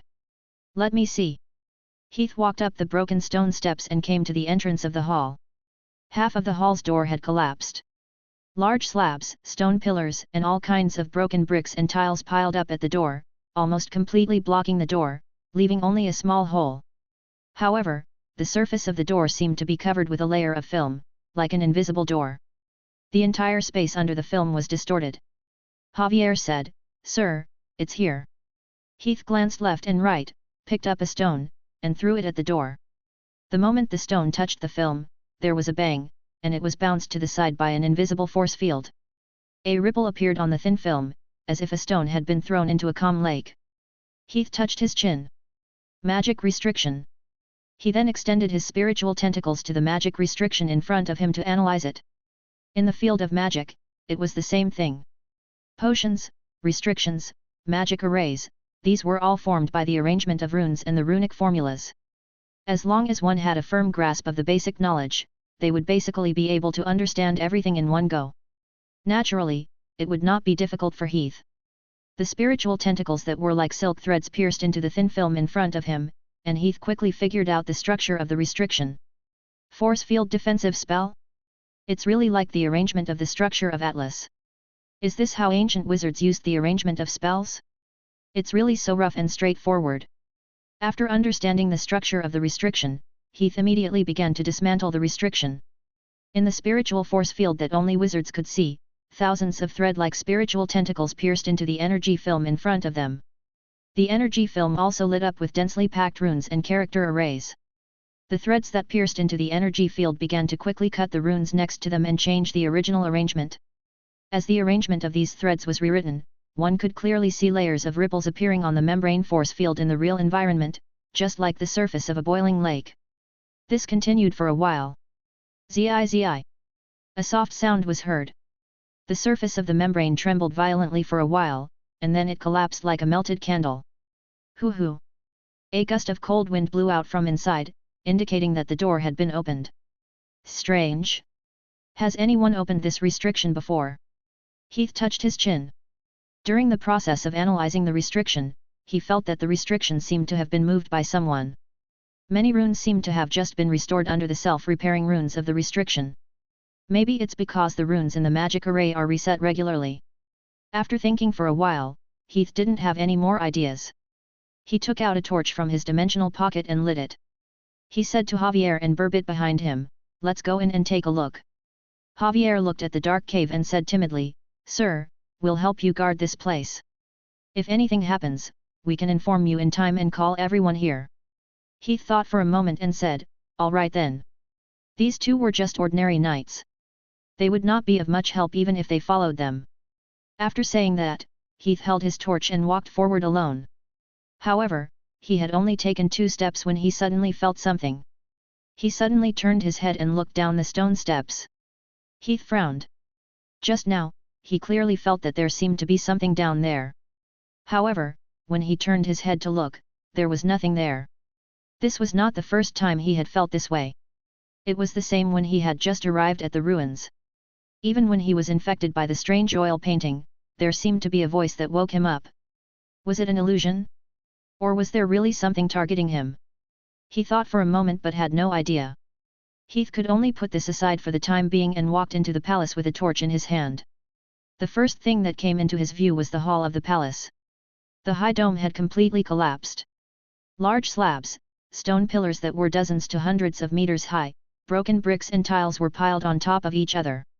Among the broken bricks and tiles, there was a tall stone statue that had been broken into several pieces from the beginning to the end. Broken pieces of the stone statue were scattered all over the ground. A few rays of sunlight shone through the collapsed outer wall and interweaved into a few beams of light in the air, illuminating the floating dust within. Da-da-da. The sound of footsteps sounded, especially clear in this silent hall. And then, many echoes came from the ruins. Squeak. Rustle. All kinds of strange sounds were heard. Some unknown bugs and large rats were scuttling around in the ruins. When they sensed that a stranger had entered, they hurriedly dodged. Heath reacted quickly and immediately activated his wizard's force field, stopping some of the little things that had not escaped into the depths of the ruins. He then raised his hand and waved, and two strange creatures fell into his hands. One was an animal that looked like a rat, but was only the size of a thumb, and the other was a beetle. There was a strange face on its shell. Baby thumb rat? Strange face beetle? This place even has these things? Aren't they all extinct? Heath was very surprised. The two demonized creatures in his hands were both relatively ancient magic species, and it was said that they were extinct. Heath had been in Shadow Tower for so long, but he had only seen the specimens in books. I didn't expect to see treasures here. If I take them out? Thinking of this, Heath shook his head and rejected this idea. These demonized creatures had a very strong pollution on their bodies. Their internal structures had probably been destroyed by the pollution, so it was not worth much research if they were taken out. I should use them to contribute attribute points. Thinking up to this point, Heath exerted a little force and decisively ended the lives of these two little things. Extraction. Beep, extraction successful. Spiritual power plus 0.06. Beep, extraction successful. Soul mutation value plus 268. Beep, extraction successful. Soul energy plus 3. Beep, extraction successful. Obtained. A series of notifications sounded. The two little things clearly did not have much energy, but unexpectedly, Heath managed to extract a lot of good things. After all, these two little things could be easily killed by ordinary humans. Compared to the things extracted from their bodies, it was too shocking. Could it be because these were all ancient species? Just as Heath was guessing, he did not notice that in the ruins behind him, a black shadow had quietly swept towards him. Chapter 220, Puppet. A ball of black smoke suddenly emerged from the messy broken bricks and tiles. It distorted in the air and turned into a black shadow with sharp teeth and claws. It looked like a devil. It stretched out its long and pitch-black sharp claws and clawed at Heath's back. Just as it was about to grab him, Heath seemed to have a pair of eyes on his back. He moved to the side and calmly dodged. Clang! A loud sword chime exploded in the spacious hall. Charging forward, Heath pulled out the red demon behind him, turned around, and brandished his sword. A vertical slash slashed toward the black shadow behind him. Ah! The black shadow let out a shrill scream and looked at Heath with hatred. Then, with a bang, it exploded into a cloud of black smoke and quickly dissipated into the air. However, not long after the smoke dissipated, suddenly, "Ka!" a heavy sound rang out. It was a stone statue lying on one side of the hall. This stone statue, which had been reduced to a few broken pieces, seemed to have come to life. Two beams of red light suddenly shot out from the cracked head, and then the entire stone statue began to move quietly. Rumble! A loud bang sounded, and the stone statue pieces on the ground shook quickly. The broken stones quickly rushed towards each other, as if there was a great suction force between them. Under the pull of this suction force, they reassembled. Soon, a stone statue giant stood up with high spirits. This stone statue giant was about 100 meters tall. Its appearance was carved with the appearance of a bare-chested dog-headed man. In its hand was a long and huge axe, the mottled body was filled with cracks. It was a dog-headed man from one of the 9 great races. Legend had it that they had a good relationship with Everett and were his loyal servants. After the last piece was filled in, the cracks on the stone statue suddenly lit up with a red light and miraculously healed. Then, the huge stone statue raised its head and let out a fierce roar. Roar! Golem puppet! Such a stone statue was not unfamiliar to Heath. It was a golem puppet, an alchemy product commonly seen in the wizard world. At the same time, the stone statue had already begun to attack Heath. It waved the long, huge axe in its hand and hacked at Heath, as if it was splitting mountains and splitting seas. The axe blade cut through the air and even produced a series of pu-pu-pu sound of wind breaking. Heath held onto Red Demon with both hands and hacked upwards, colliding with the huge axe. Boom! A loud sound rang out. One large and one small, the air between the two figures actually twisted, and a visible ripple spread outwards. Wherever it passed by, the bricks and stones shattered and cracked. Ka! A sound rang out. The ground beneath Heath's feet split open, and his legs abruptly sank down. What a powerful force! Although there was no showy competition in pure strength just now, as a Grand Knight, Heath's strength had long exceeded 50 points, and yet he was still slashed into the ground. From this, it could be seen how powerful this thing was. Shall I test its speed? With this in mind, Heath did not use any magic. Instead, he shot out from the ground with his legs, and then pounced forward while dancing with Red Demon. Clang! Clang! Clang! The sound of metal clashing could be heard. In terms of speed, the stone giant was not as good as it seemed. It was basically defenseless against Heath's attack. In an instant, the crossguard sword created cracks on the body of the giant, a large number of crushed stones shot into the sky with sparks. However, the crushed stones were soon pulled back to the body of the stone giant by a strange force, restoring it to its original state. Its recovery is excellent. If I have the chance, I'll find some materials and make some myself. After a series of tests, Heath could not help but be tempted. Golem puppets was a subject under alchemy spells. He had extracted a lot of knowledge in this field during the trials in Shadow Tower, and later on, he had learned a lot of information in this field. As long as the materials were abundant, it was easy to make an alchemy puppet. He planned in his mind that Heath would increase the frequency of the sword in his hand, and at the same time, he would quickly inject elements into it. Whoosh! Whoosh! The sound of rushing wind could be heard. Hundreds of wind blades appeared around Heath's sword, and with it as the center, a tornado was created. Heath slashed forward with his sword, bringing with it thousands of wind blades. Boom! The power of the rule-type spell was revealed at this moment. The golem giant, which had not received much damage after being hit by Heath's power for so long, was shattered into pieces with a boom. It was more than 100 times stronger than before. Even the golem puppet's recovery ability could not heal such a level of damage. The broken stones shook on the ground for a while and soon stopped moving. Then, with a click, something seemed to fall out from the middle of the pile of broken stones. Heath raised his hand and waved. With a whoosh, an item flew out from the middle of the broken stones and landed in Heath's hand. He took a closer look and saw that it was a round metal original, covered with a circle of dense runes and grooves. This was the core of the puppet, an indispensable item for making a metal puppet. It's preserved quite well. I can save quite a bit of effort if I look back and see if it can be used. While thinking, Heath continued to extract as usual. Extract. Beep, extraction successful. Spiritual power plus 0.03. Beep, extraction successful. Spiritual power plus 2. Beep, extraction successful. Obtained golem puppet blueprint fragment. Blueprint fragment? An unfamiliar piece of information surged into Heath's mind. It was a fragment of the golem puppet. It can't be. So lucky.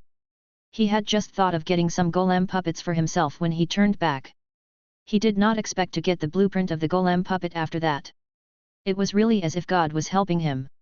However, there was nothing strange about it. The system's extraction was based on the extracted items. It was almost certain that the blueprint of the golem puppets would be obtained. A single fragment is not enough. Let's see if we can find more golem puppets. Golem puppets were mass-produced consumables. Most wizards produced them in groups, not one or two. As expected, after searching for a short while, after passing through a long corridor, Heath quickly found 2 golem puppets in a small hall on the left. One of the golem puppets recovered with a series of caw-caw sounds after he approached it.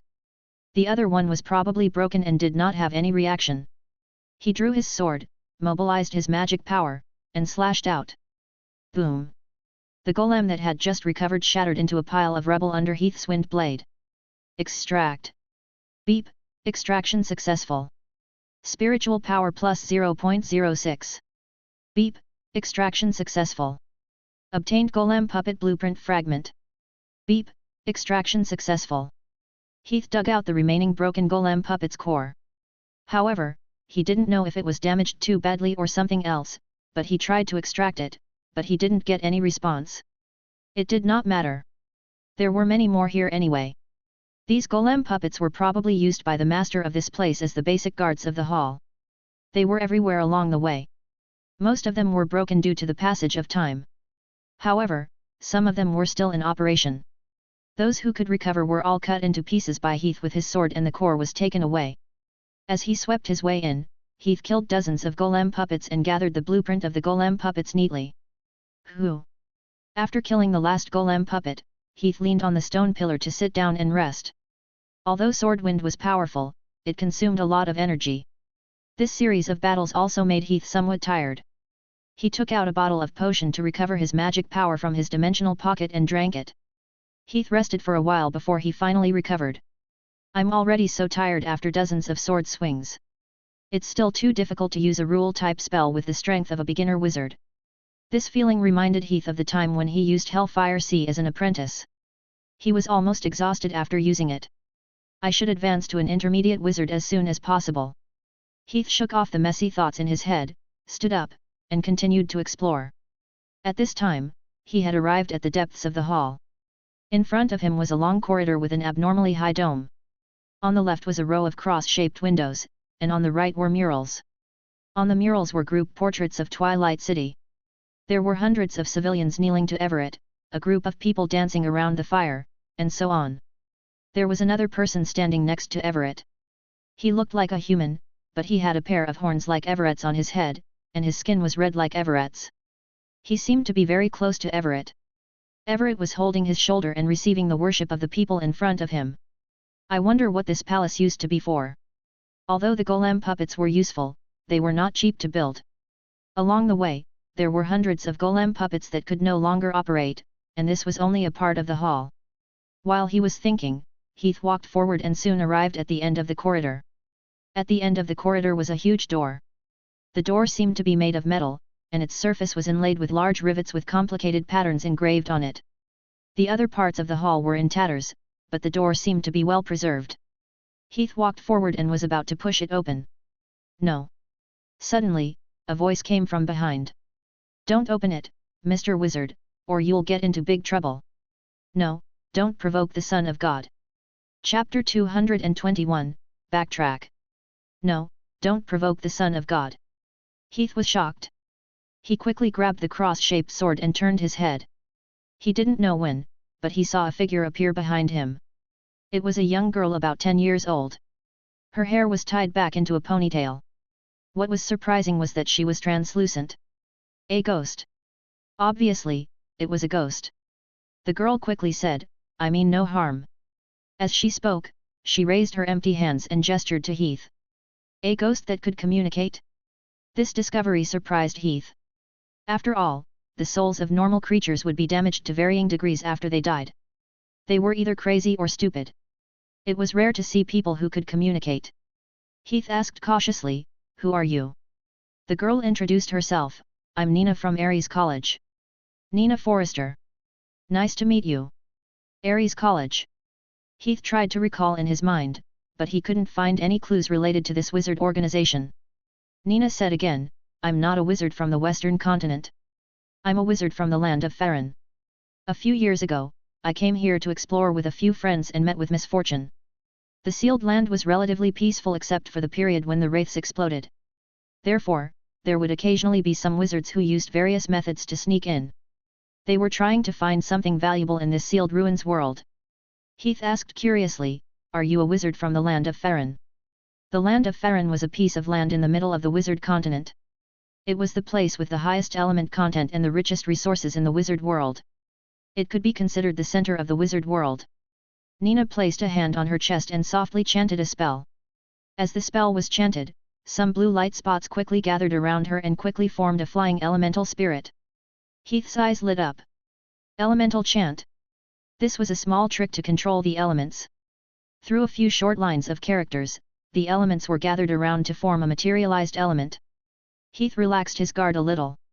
Nice to meet you. This kind of technique consumed a lot of magic power and was completely meaningless.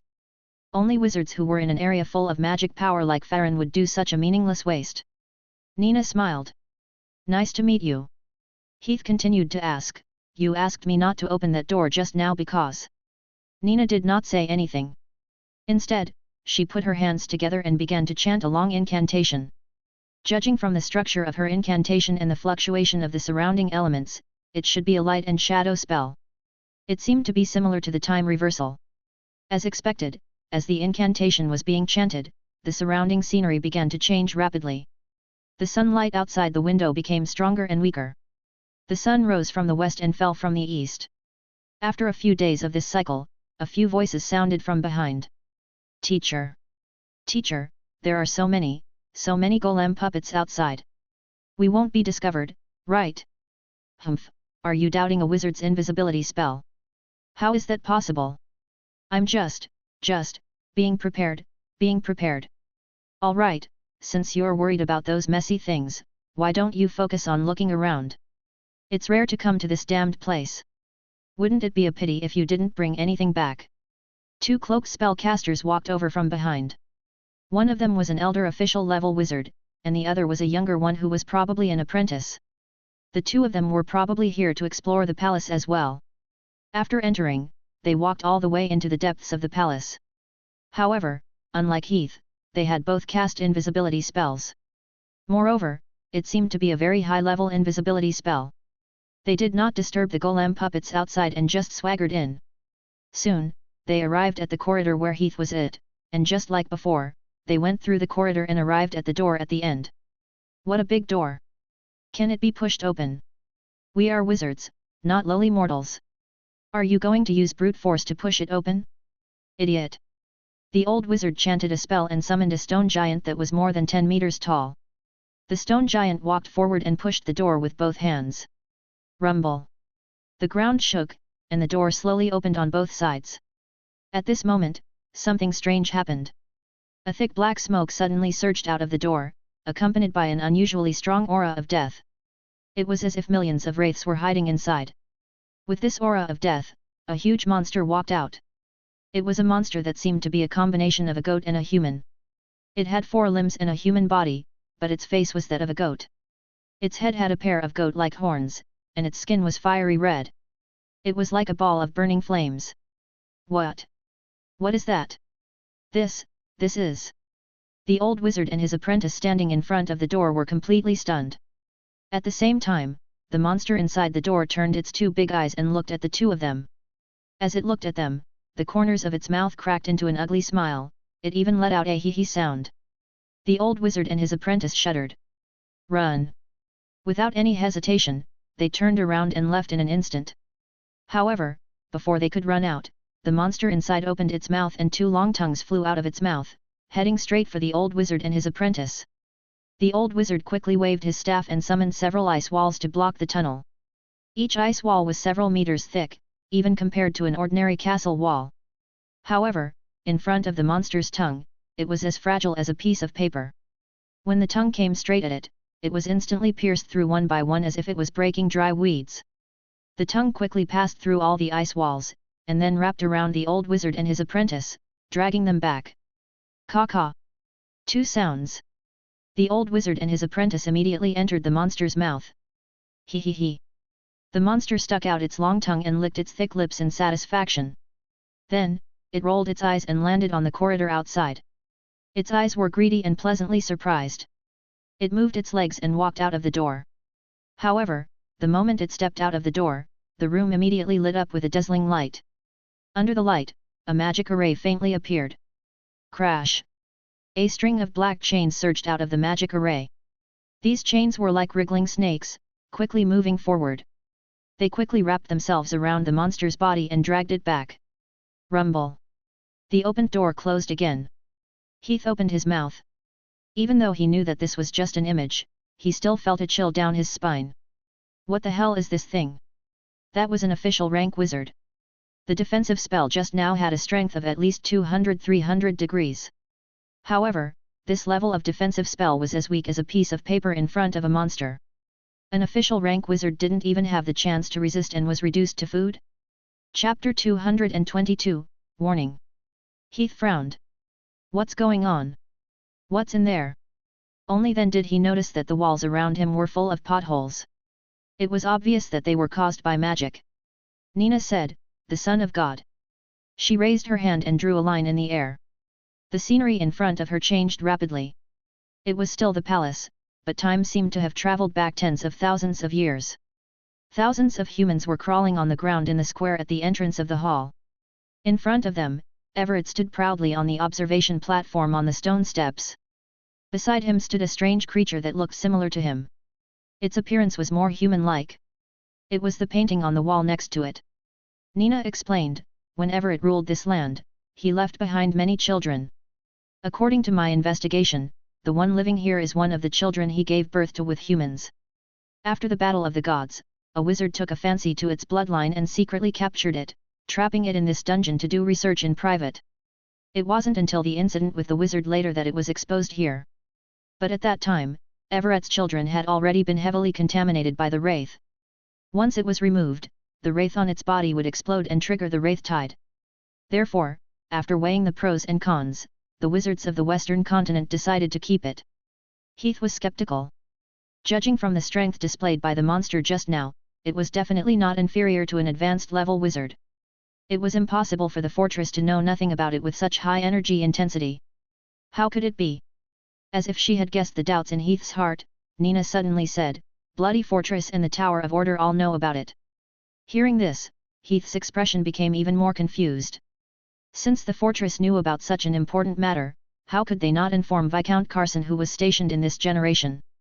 And they even asked him to come here to look for the route to transport the supplies? Wasn't this clearly asking people to? Just as he thought of this, Heath was suddenly shocked. This was because he suddenly thought of a possibility that explained that there was a monster here and Viscount Carson seemed to know nothing about it. At this moment, Nina once again came forward to assist. She suddenly asked, Were those who came with you just now your companions? Heath asked, Why? Nina said, I saw it just now. They were full of hostility toward you. Heath's expression was a little ugly. Yes, he had just assumed the same thing in his heart. Heath said, Thank you for your reminder. But at the end of the day, these were just the words of this unknown ghost. The truth of the matter still needed to be investigated before a conclusion could be reached. Pausing for a moment, he continued to ask, You suddenly appeared and told me this. I think there should be a reason, right? Nina nodded, but did not say it clearly. Before that, you should first settle the relationship between you and your companions. After you confirm whether what I said is true, we will talk again. She pointed at the door and said, You can try using your spiritual power. It is very easy to see if what I said is true. Heath hesitated for a moment and nodded. Then, he came to the front of the door again and released his spiritual force field into it. Although there was a defensive force field on the door, it was mainly to prevent the door from opening from the inside. Compared to entering from the outside, it was much easier. It was much easier to use invisible spiritual force. After trying for a while, Heath's spiritual tentacle quickly reached into the door. There was a soundless darkness inside the door. In the depths of the darkness, there seemed to be the outline of a giant object. The moment the spiritual tentacle cut in, the giant creature seemed to have sensed something. Its huge body moved, and in the darkness, there was a beam of red light. Roar! A deafening roar sounded, and Heath's spiritual tentacle was instantly torn into pieces. Then, there was a boom. The huge door shook violently, as if something had crashed into it. There really is. If it was just a suspicion before, then Heath had completely confirmed it. At least the ghost in front of him was not lying in this aspect. Heath bowed to her solemnly. Thank you for your reminder. From the power fluctuation he felt when the spiritual tentacle was torn apart just now, the monster inside was definitely not something he could deal with. If he had run in without knowing anything, he could imagine what would happen now. Now that he thought about it, there were indeed a lot of things that were wrong. The two knights in front of the gate had found an excuse to stay, and he had encountered so many golem puppets as soon as he entered the hall. He was able to defeat these golem puppets because he had the strength of a grand knight and mastered law-type spells. If it were an ordinary wizard, the golem puppets at the gate alone would have caused him to suffer a great loss. After a pause, his eyes turned cold. It seems that I have to talk to them. After saying that, he turned around and walked back. However, before he walked far, Nina immediately stopped him. You can't go out like this. Heath looked at her in surprise. Nina did not explain. She just looked at the wall and the floor beside her. Heath was stunned. Could it be? He quickly put one hand on the wall and the other on the floor.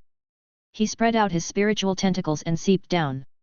After his spiritual power seeped into the floor and the wall, the floor immediately changed. The floor seemed to come alive. The floor moved up and down like water, and the surrounding scenery changed rapidly. His face sank. Heath noticed that there were runes on the walls and the ceiling. It was a space-related structure. Nina said, "This place uses a space-rotating rune structure. This palace has been in operation since you entered this place. After that, no matter which direction you go, you will randomly go to any place in the palace. If you are slightly careless, you might even directly go to the room where the Son of God is, so I advise you not to wander around for the time being." Heath's expression turned ugly. Just now, he had already used his spiritual tentacles to investigate the structure of these runes, and the situation was not much different from what the ghost had said. Nina said, "I know how to leave this magic array." Heath glanced at her and did not continue the conversation. Instead, he continued to squat down and stretched out his spiritual tentacles to crack the magic array on the floor. Seeing this, Nina was stunned. She could not help but say, "Sir, it's better not to waste your effort. This magic array is a high-level space jump magic array. It uses high-level magic knowledge, not something ordinary wizards." Nina stopped abruptly and her eyes widened. In front of her, as Heath's spiritual force field cut in, strings of characters began to shine on the floor. Under the pull of some force, these characters began to rearrange and regroup. At the same time, the floor that had just been in chaos suddenly stopped, and the undulating floor slowly opened up, quickly returning to its previous calm. Nina opened her mouth. You broke this magic array." Her expression was very incredulous. She had been trapped in this generation for a long time, and she had a very high level of knowledge in the past. Even so, it had taken her a very long time to learn about the structure of this magic array and so on. However, this young wizard had actually broken this magic array in the blink of an eye. This was truly inconceivable. Heath said, "Thank you for your reminder. But before that, I have something to take care of." As he spoke, his eyes narrowed. Chapter 223, Kill. Twilight City, the ruins of the temple. Under the stone steps of the ruins, the knights who had come with Heath to the Twilight ruins had all gathered here. The leader of the team, Stoke, asked Burbot and Javier, "How is it? Has the wizard gone in? Did he suspect anything?" Burbot said, "No, sir. After hearing our description, he went straight in. He hasn't come out yet." Stoke said, "Wait until sunset. If we haven't seen him come out yet, we'll go in and take a look. It's best if we can bring some evidence. Even if we can't, we have to make sure that he stays here forever." "Yes. Ha ha ha, he has been torn into pieces by that monster." The blonde-haired Joseph laughed loudly as he walked forward.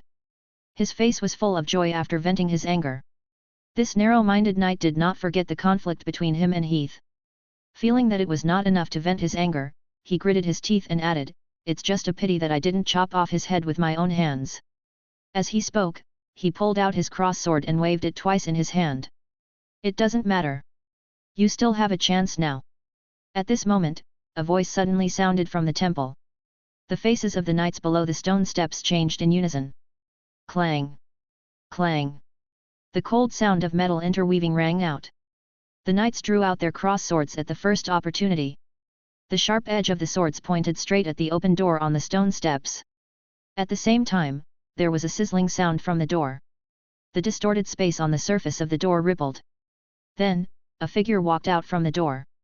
The knights' faces became nervous. How is it possible? How can he still be alive? Didn't they say that the thing inside is? Everyone was in disbelief. Standing on the stone steps, Heath glanced at the knights who were on guard. Facing the cross swords that were emitting cold light in all directions, there was no fear on his face. He said, "Someone explain to me the reason for all this. I can allow him to live." This was what Heath did not understand. Since he came to the Valley of the Dead, he had basically stayed in the tent every day and had never provoked anyone. Why did this Viscount Carson want to make things difficult for him, and even want to kill him? However, the knights below did not intend to answer Heath's question. In the face of his suggestion, the only answer he got was a cold "Kill him." As they spoke, several knights instantly attacked Heath. Seeing this scene, Heath was shocked. What kind of courage could make these knights draw their swords in front of a wizard? Feeling surprised, Heath raised his hand and threw a fireball. The fireball drew an arc in the air and smashed towards a nearby knight. Seeing that the knight was about to be engulfed by the fireball, a symbol suddenly lit up on the knight's armor. Then, a transparent shield appeared around the knight.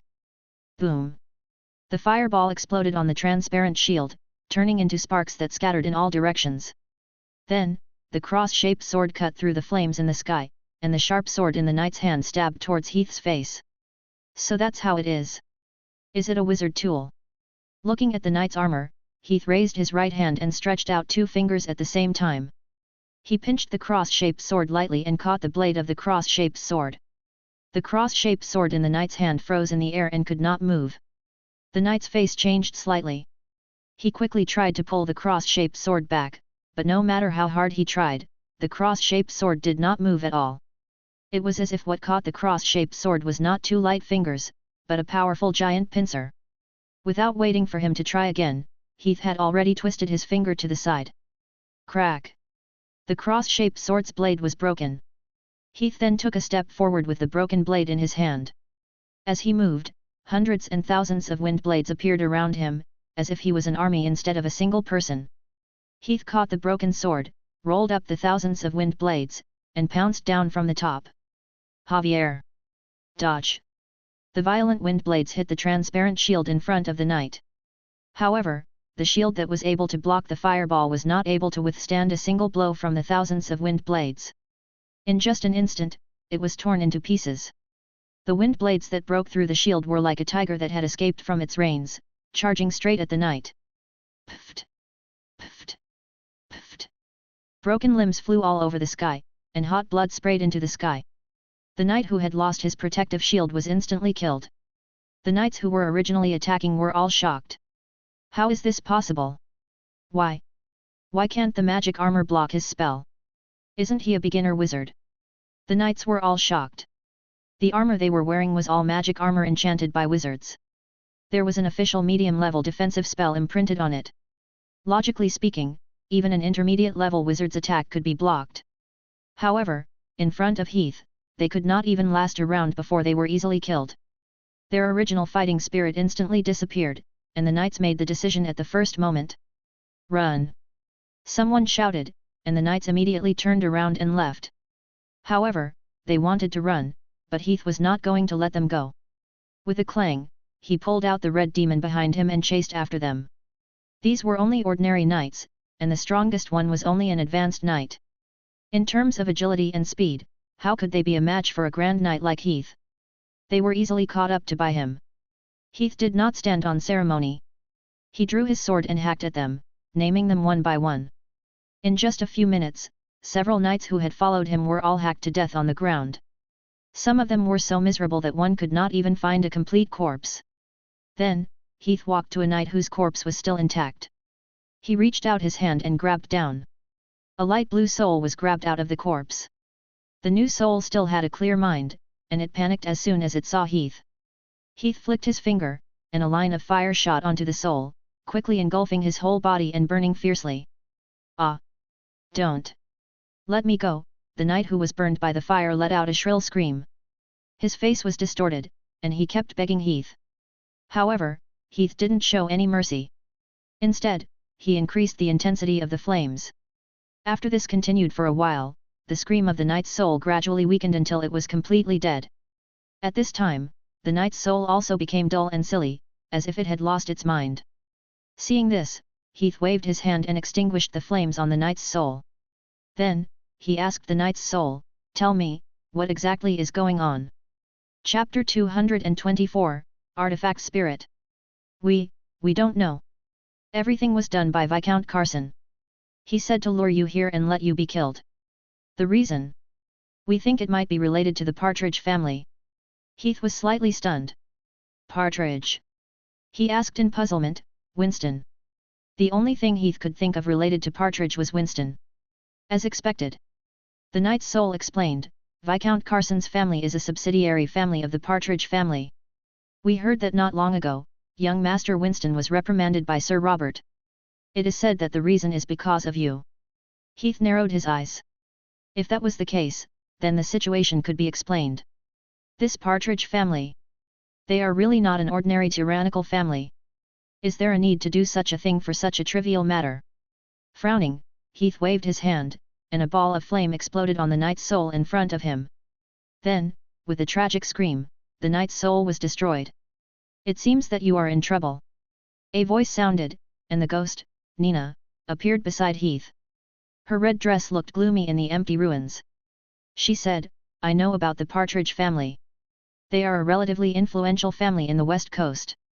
If you provoke them, you, a young wizard, will not have a good time. Heath turned around and said with an unhappy expression, What do you want to say? Nina smiled, I can help you. As long as you help send me back to Ares College, I promise to help you get a place in Ares College so that you can stay there. She said confidently, in front of Ares, Partridge is not worth mentioning.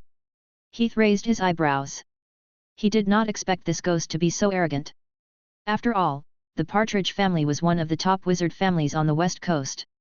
Even in the entire Wizard Alliance, they had a place. But looking at her confident appearance, she should have some confidence, right? He asked, the reminder you gave me before, was it for this purpose? Nina did not deny it. I had an accident while exploring this ruin. Although I tried my best, I could only preserve my soul. It took me many years to recover to the state where I could talk to wizards a few days ago. But that's all. With my current energy, I can't leave this place without help. She pleaded, can you help me? For the sake of being a wizard as well. Heath looked at Nina and more or less believed what she said earlier. After all, souls were very fragile. After their bodies were destroyed, not only did their souls not return to the domain of reincarnation, they could even recover. Just this alone was enough to prove Nina's ability. He thought for a moment and asked, then how should I help you? Use the soul bottle? I'm afraid that won't work, right? The capacity of the soul bottle was limited. It could hold an ordinary soul, but this was a wizard-level soul. An ordinary soul bottle could not hold it. Nina had obviously made a decision before. She gritted her teeth and said, since you know something about magic arrays, then I think you should know how to refine wizard tools, right? Heath was stunned. He said in surprise, you mean you want me to make you into a soul wizard tool? A soul wizard tool, as the name implied, was a wizard tool that was combined with the soul to make a wizard tool, so that the wizard tool could have a soul. He asked, are you sure? Once a soul was combined with a witch tool, it was irreversible. In the future, even if a wizard returned to the real body, it would be impossible to continue practicing as a wizard in the past, and could only exist as a tool spirit. Nina nodded and said affirmatively, yes. She was very clear about her own situation. Although she was lucky enough to save her soul, she had already reached her limit after persisting for so long. After a pause, she added, but I have a condition. Heath asked, speak. Nina said, I can become your tool spirit, but you can't control my freedom and force me to do anything I don't want to do. You have to swear on your soul's origin. The two sides reached an agreement. Then, Heath started to refine the soul wizard tool. The difficulty of refining a soul wizard tool was not high. The difficulty was that it required a soul that met the requirements. This soul had to voluntarily become a tool spirit. Mortal souls that were qualified to become tool spirits were very rare, but at the level of wizards, they were very common. Any wizard's soul could do it. After the soul condition was fulfilled, it was time for the soul wizard tool. There were no special requirements for wizard tools. The best one was a wizard tool that could be related to the soul. Heath had several wizard tools that were related to the soul. He selected a few and finally chose the soul ring. This wizard tool was related to the soul itself, so it was the most suitable tool to be used as a soul wizard tool. The next step was to refine it. Now that the main materials were complete, it was not difficult to draw a magic array, add in the materials, and attach runes. One step after another, the soul wizard tool was quickly completed in Heath's hands. Under the sunlight, Heath raised his hand to look at the ring in his hand. The ring did not change much from before, only adding a string of runes on it. The golden runes were especially dazzling under the sunlight. Speaking of which, this is my first wizard tool. Pulling back his arm, his gaze fell on Nina, who was in front of him. She must have changed slightly from before, and her originally transparent body became more solid. He asked, "How do you feel?" Nina's expression was complicated, and her emotions were not too high. She said indignantly, "What else can I do? Let's just leave it at that." After the soul was combined with the wizard tool, it could only survive in this world as a tool spirit. It could no longer become a wizard. Moreover, with the passage of time, this soul energy would also disappear. Once the soul energy was exhausted in the future, it would only lead to death. Heath comforted her, "I heard that there is a training method specifically for raising spirits. As long as the method is appropriate, even spirits can grow, and they can even obtain the same amount of eternal power as wizards." Nina asked, "Are you referring to the Lich?" The Lich was also a kind of training method on the path of wizards. Its essence was to abandon the physical body and focus on cultivating the soul. It was somewhat similar to Nina's current situation. It was not feasible for a tool spirit to turn into a wizard, but it was possible if it was directed at a wizard. Nina sighed softly, "It's not that easy. I heard from my teacher that the path of a Lich is 10,000 times more difficult than a normal wizard. If it wasn't because of necessity, no one would do this." Heath didn't say anything. After a while, Nina's mood was mostly adjusted. She forced a smile at Heath. "Forget it. No matter what, I'm alive now. Let's talk about the future later." After a pause, she asked, "What do you plan to do now?" She pointed at the corpse on the other side. Heath narrowed his eyes. "Of course we'll deal with it according to the procedure. How dare a mere mortal plot to kill a wizard?" As he spoke, a cold light flashed in his eyes. Chapter 225, Execution. Valley of the Dead, Camp. In the tent, Viscount Carson was practicing the knight's secret manual. At this moment, he seemed to have sensed something. He suddenly opened his eyes and looked at the shadow in the corner of the tent. "Who's there? Who's there?" As he spoke, he vigilantly grabbed the cross-sword on the side. Although there was only an empty shadow, the knight's 5 senses clearly told him that there was something there, but he could not see it. "It's me." A soft voice sounded. In the shadow, a figure quietly appeared.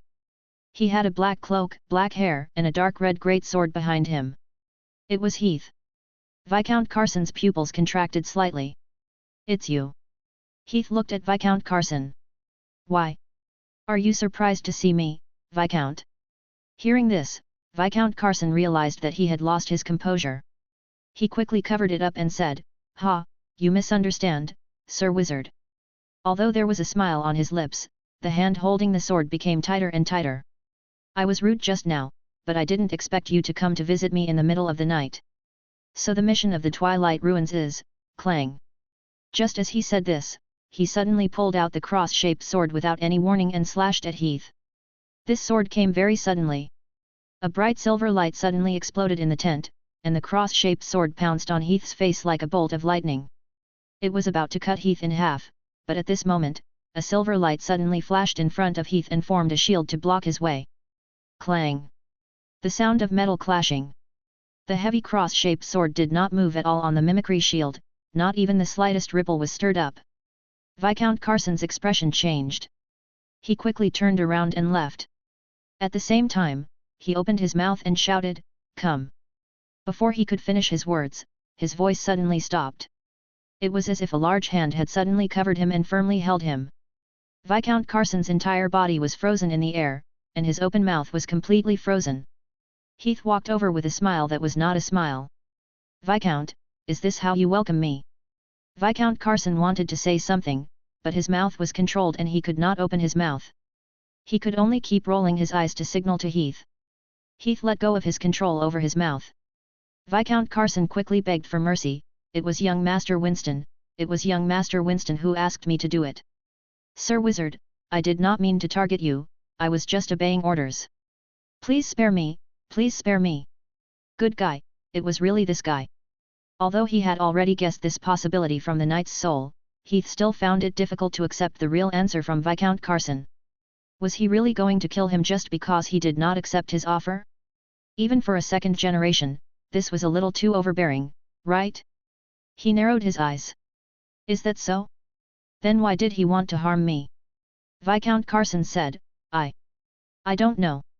The order I received was to get rid of you. The young master's exact words were, to get rid of you. Get rid of? This word was really used casually. Heath nodded. Okay, I got it.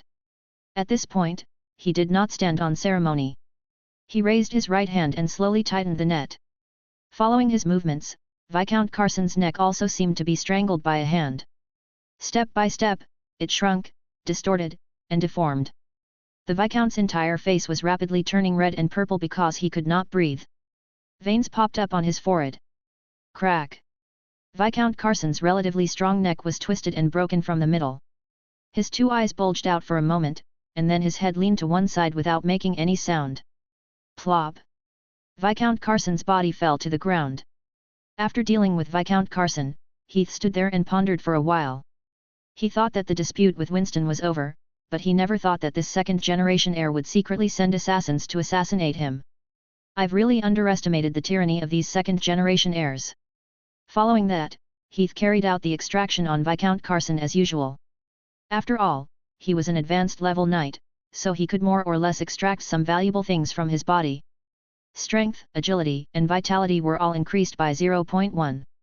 Apart from that, he also obtained a portion of soul power and a piece of military-related knowledge. He also obtained other sword techniques and battle aura secret manuals. After completing the extraction, Viscount Carson did not have much value left. Next, he had to deal with the corpse. However, he still had to think carefully about this problem. After all, he was a high-level military officer. It wouldn't make sense for him to disappear for no reason. Heath! At this moment, Nina's shout came from the spiritual sea. After being refined into a wizard tool by Heath, Heath immediately left his spiritual imprint on the wizard tool to facilitate Nina to contact him. Heath asked, "What?" Nina said, "Did you take care of that human?" The tool spirit knew nothing about the situation outside of the wizard tool. Without Heath's consent, the tool spirit could not leave the wizard tool. Heath said, "I just took care of him." Nina said, "Can you give me his soul? I feel that his soul is very delicious." The tool spirit ate soul material, and the powerful soul was also a great tonic for them. Not only was it delicious, but it could also strengthen the tool spirit to a certain extent. Heath raised his hand and released Nina. He then cast a soul-searching spell and pulled Viscount Carson's soul out of his body. "You! What are you doing? You evil wizard!" "Ah!" The panicked Viscount Carson pointed at Heath and wanted to say something, but before he could finish his words, Nina had already pounced on him and opened her mouth to feast on Viscount Carson. Although Viscount Carson's soul was slightly stronger, it was only comparable to an ordinary person. In front of a wizard-level spirit like a tool spirit, it was not worth mentioning. "Ah!" For a moment, one could only hear a series of hysterical screams. Nina ate Viscount Carson one bite at a time. Heath, who was standing at the side, could not help but observe this scene in detail. Although soul life forms were not rare in the wizard world, it was rare to see a soul that retained its complete intelligence and could still grow. Wizards who had the opportunity to raise such soul life forms were even rarer. Now that he had such a rare opportunity, of course, he had to study it carefully. This was a rare opportunity to increase his knowledge of the soul. While observing Nina, Heath took out a small notebook from his dimensional pocket and started to make notes. Just as he was about to make further observations, a commotion suddenly came from outside the tent.